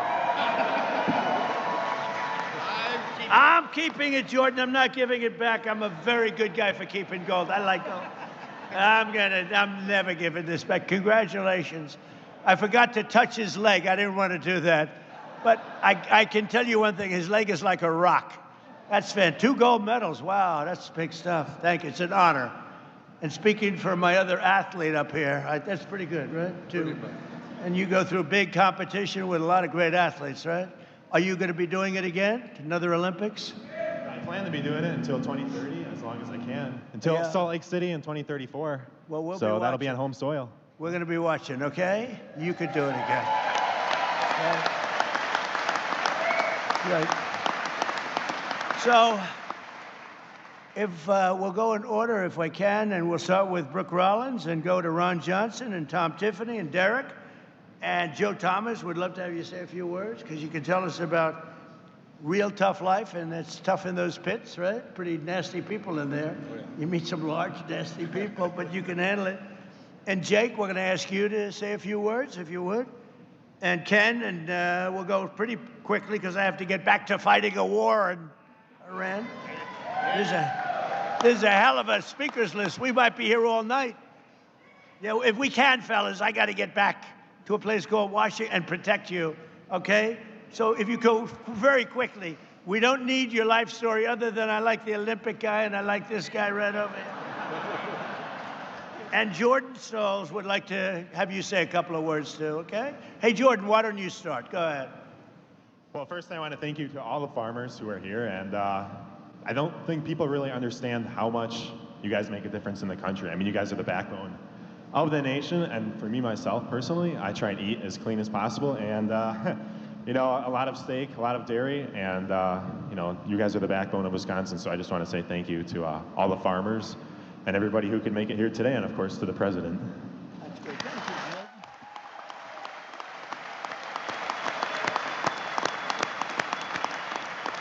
That's a winner. Tough to win like that. Yeah, it's a very tough when you're dealing with fractions of a second. That's a tough thing to do. Congratulations. Secretary, if you would, go quickly. Thank you. Very quickly, how about a big thank you to God for the rain and the farmers and for President Donald J. Trump.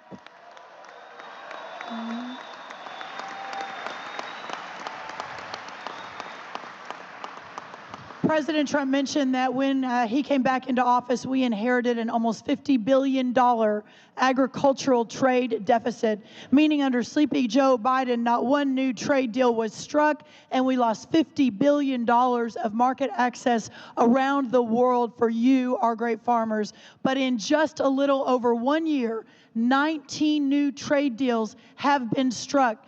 The markets have opened around the world. We are going to break every record for dairy, for tree nuts, for corn, for ethanol, as we move the American farmer's product, the best in the world, back out to the rest of the world, while at the same time inheriting inputs that had never been so high in the history of our country, whether that was fuel, fertilizer, labor, interest rates, seed, one after the other, and those numbers all were coming down significantly, and as the president promised, will soon come down very soon again. Sir, there is no better American than the most American of all Americans, and that is our great American farmer. God bless you. Thank you so much, sir.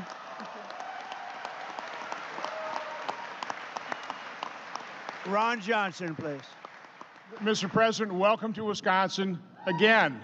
You certainly have paid a lot of attention to our state, and we truly appreciate it. Like you, I met with these great farmers backstage, and you nailed it. They love farming. This right now is a third-generation farm, hopefully pass on to fourth. But they face numerous challenges. But what I thought was very common in all the comments speaking to me is they realize that you are going to fight for them. You have turned the Republican Party into the party of the working men and women of this country who have made this country great and who will continue to make it great, and they recognize that. So they know the big messes the Democrats left for you. They realize you don't turn those messes around and fix them right away, but they know you are absolutely dedicated to do it, and they love you for it. So God bless you. Thank you.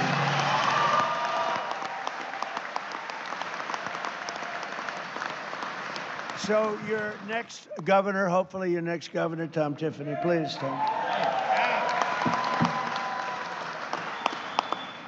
Mr. President, where we sit here today, I grew up about 30 miles from here on a dairy farm, milking cows with my brothers and sisters. I want to thank you for signing that bill, whole milk for healthy kids. There's no reason kids can't have whole milk in our schools. Thank you very much for that. And I also want to thank you, and I want to thank the Secretary of Agriculture, because you've stood up for forestry. We are now once again managing our forests here in America that have been left in decline for 3 decades. You are doing good things on that front. And the final thing that I want to say to you, that gentleman to your right was the impetus 6 years ago when I came into the Congress of the United States, showing what a disaster it was to convert our beautiful, productive farmland in Wisconsin and across America into intermittent sources of power like wind and solar. He was the impetus behind me talking to you about that. Remember July 2nd last year when we had that meeting in the White House? This is what we talked about, and it has led to higher utility rates, and it has led to the destruction of our farmland. We're not going to allow that to happen here in the state of Wisconsin.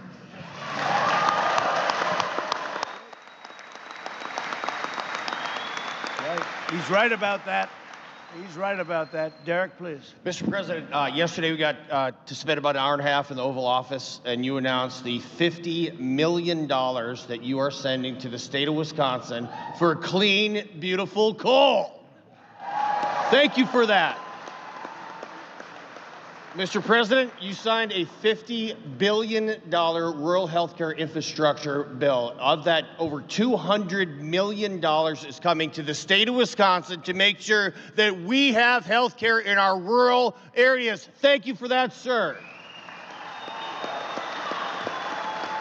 You signed whole milk for healthy kids into law, sir. You just reopened every single domestic market in our schools, and that is amazing for the MAHA movement for our kids and for our dairy farmers. Thank you for that, sir. Thank you, Last thing, E15. We are bugging you, and this is the thing about the president you don't know. You call him, he answers the phone.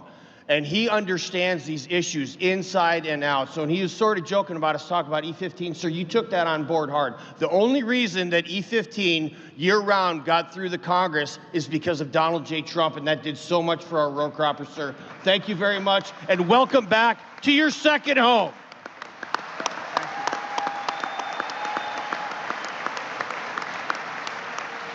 So, Joe, great football player. I would tell you one of the truly greats, Hall of Famer. Thank you. Thanks, Mr. President. Joe Thomas, Hall of Fame Farms, Muscoda, Wisconsin. You should come visit. It's beautiful. I got to pump Secretary Rollins' tires a little bit for the Small Processors Action Plan, because as a farm-to-table beef producer like myself, we see one of the biggest bottlenecks in our country is the lack of small packing and processing plants. For people like me that are trying to raise farm-to-table beef, Wagyu and Angus, and be able to feed our community, and she's doing great work with that new mission to be able to help us be able to feed our communities and not have to rely on trying to get into the big four packers, which is often impossible and leads to higher costs for the customer and less money and revenue for the farmer and the producer. So thank you very much, Mr. President, and thank you, Secretary Rollins, for all the work you're doing for us small beef producers. On Wisconsin. So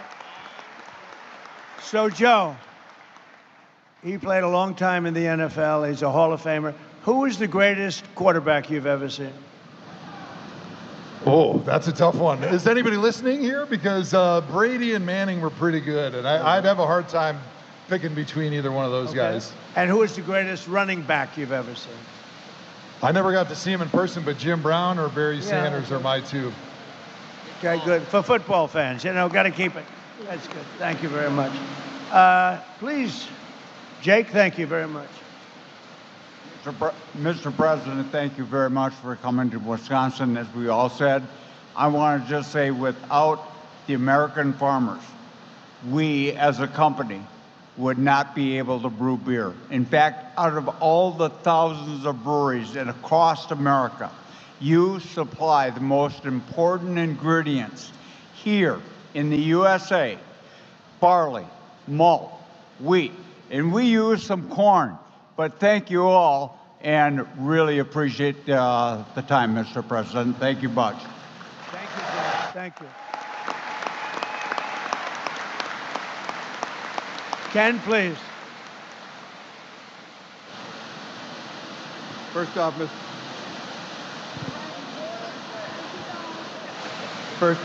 President, it's an honor and a blessing to have you here. We are, there isn't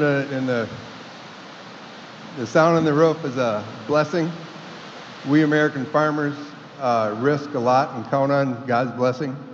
And our forefathers in this country understood that. That's what makes us great, is God's blessing. And I thank you for being who you are, the integrity that you hold, doing what you say you're going to do. You make the right decisions for America. They aren't popular. Thank you. And we as farmers have lost Secretary Rollins talked a tremendous amount of our trade, and that's all we need is we can compete with anybody in the world. We need fair trade. Yep, we lost a lot during that last administration. We're bringing it back. We're bringing it back. Jamie, please. Thank you. Thank you, Mr. President. So I want to say, as a dairy farmer and a mom, I don't know why it's doing that. Let's go a little bit further back. Yep. As a dairy farmer and a mom, I see how important it is for these policies to be put in place, not only for the families that are growing the food, but for the people who are consuming it every day. I was so excited to witness the signing of the Whole Milk Healthy Kids Act. I didn't even know what to think because in reality, it was common sense to me why we don't have those options for our children in the schools. Whole milk provides essential nutrients that our kids need for bone growth, muscle growth, and brain development. So I was really excited to be part of that. And as our dad always said, drink milk, it does a body good. That still stands true to this day. So thank you, President Trump and Senator Rollins. Thank you.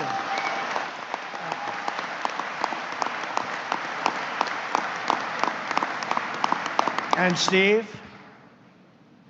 First of all, thank you for coming to Chippewa Falls, Wisconsin and hearing us out here.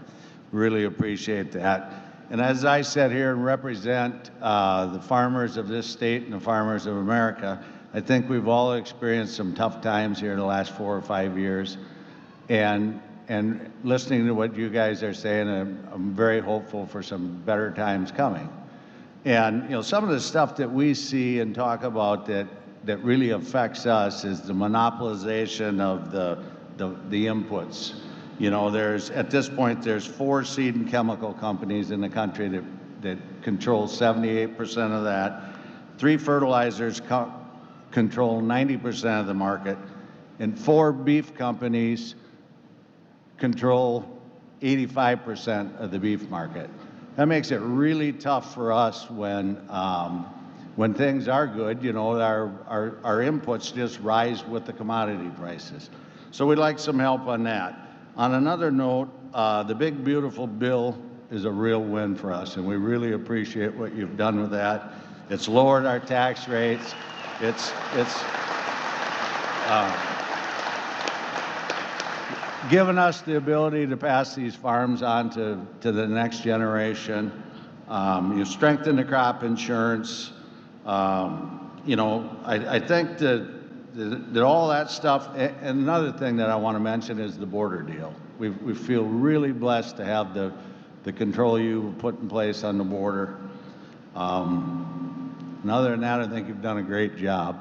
I'd like to add one more thing. We're in the pipeline construction business, and I was sharing with Secretary Rollins there that, we were a 8,000 person company under your first administration, and we went down to 12 to 1,500 people now. And it's just starting its way back up, and we're in the middle of negotiations on a big project in Alaska called Glen Farm that I think you're very aware of. And we're in the final stretches of that. So I know that's not farm related, but if there's any help we could get out of you guys for that, I think that's a real big piece for our energy security of this country. And that's all I have. Thank you. Which we'll take care of it. You all right? Anybody else? Would you like to say something? A couple of them. Thank you very much for, like he said, the One Big Beautiful Bill Act. That was those tax credits, a lot of the stuff that supports the American agriculture through the trade side as well. We've got fair trade has been a challenge in America lately, and we need to get what we deserve for our products. And I thank you for putting in the effort and doing the work and getting, we'd rather have fair trade than the subsidies like previously mentioned. E15, some of that stuff's great, energy independence. On our farm, we actually have a co-digester where we take food waste and the cow manure and make methane. And I think some of that can also help increase local energy independence and keep some of our food that we all work so hard to produce from going in the landfills. So thank you very much, and thank you for being frugal with our tax dollars on repairing Washington. Good. That's right. Thank you.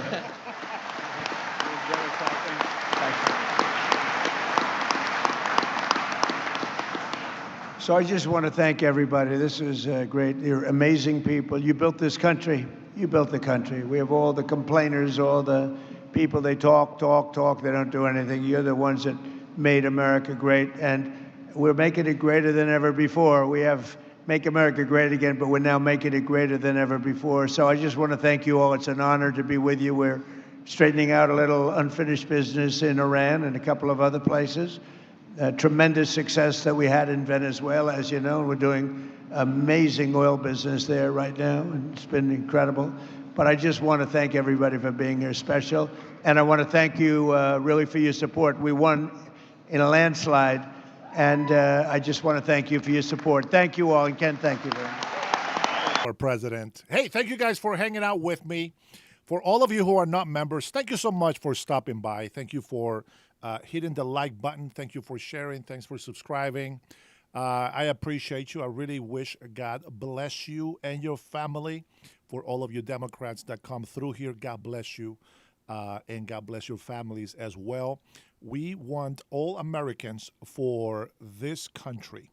It's not about Republicans and Democrats, even though I give shit to Democrats because of all their lying and all the cheating and fraud and scams and everything. Let me just tell you, let me let you know, just because you're a Democrat doesn't mean that you are the evil people in our country. I believe you have a choice.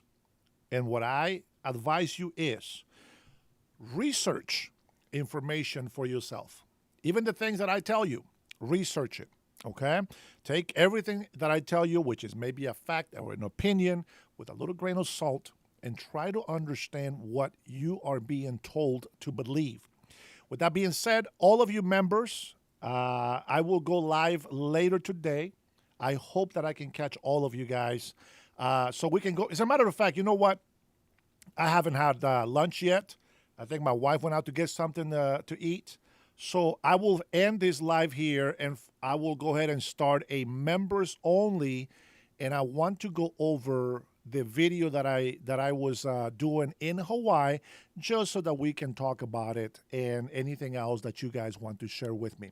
All right, with that being said, I want to say thank you so much for everybody else that came in, stopped by to spend some time with us, even for the libtards that came in here and made some bad comments.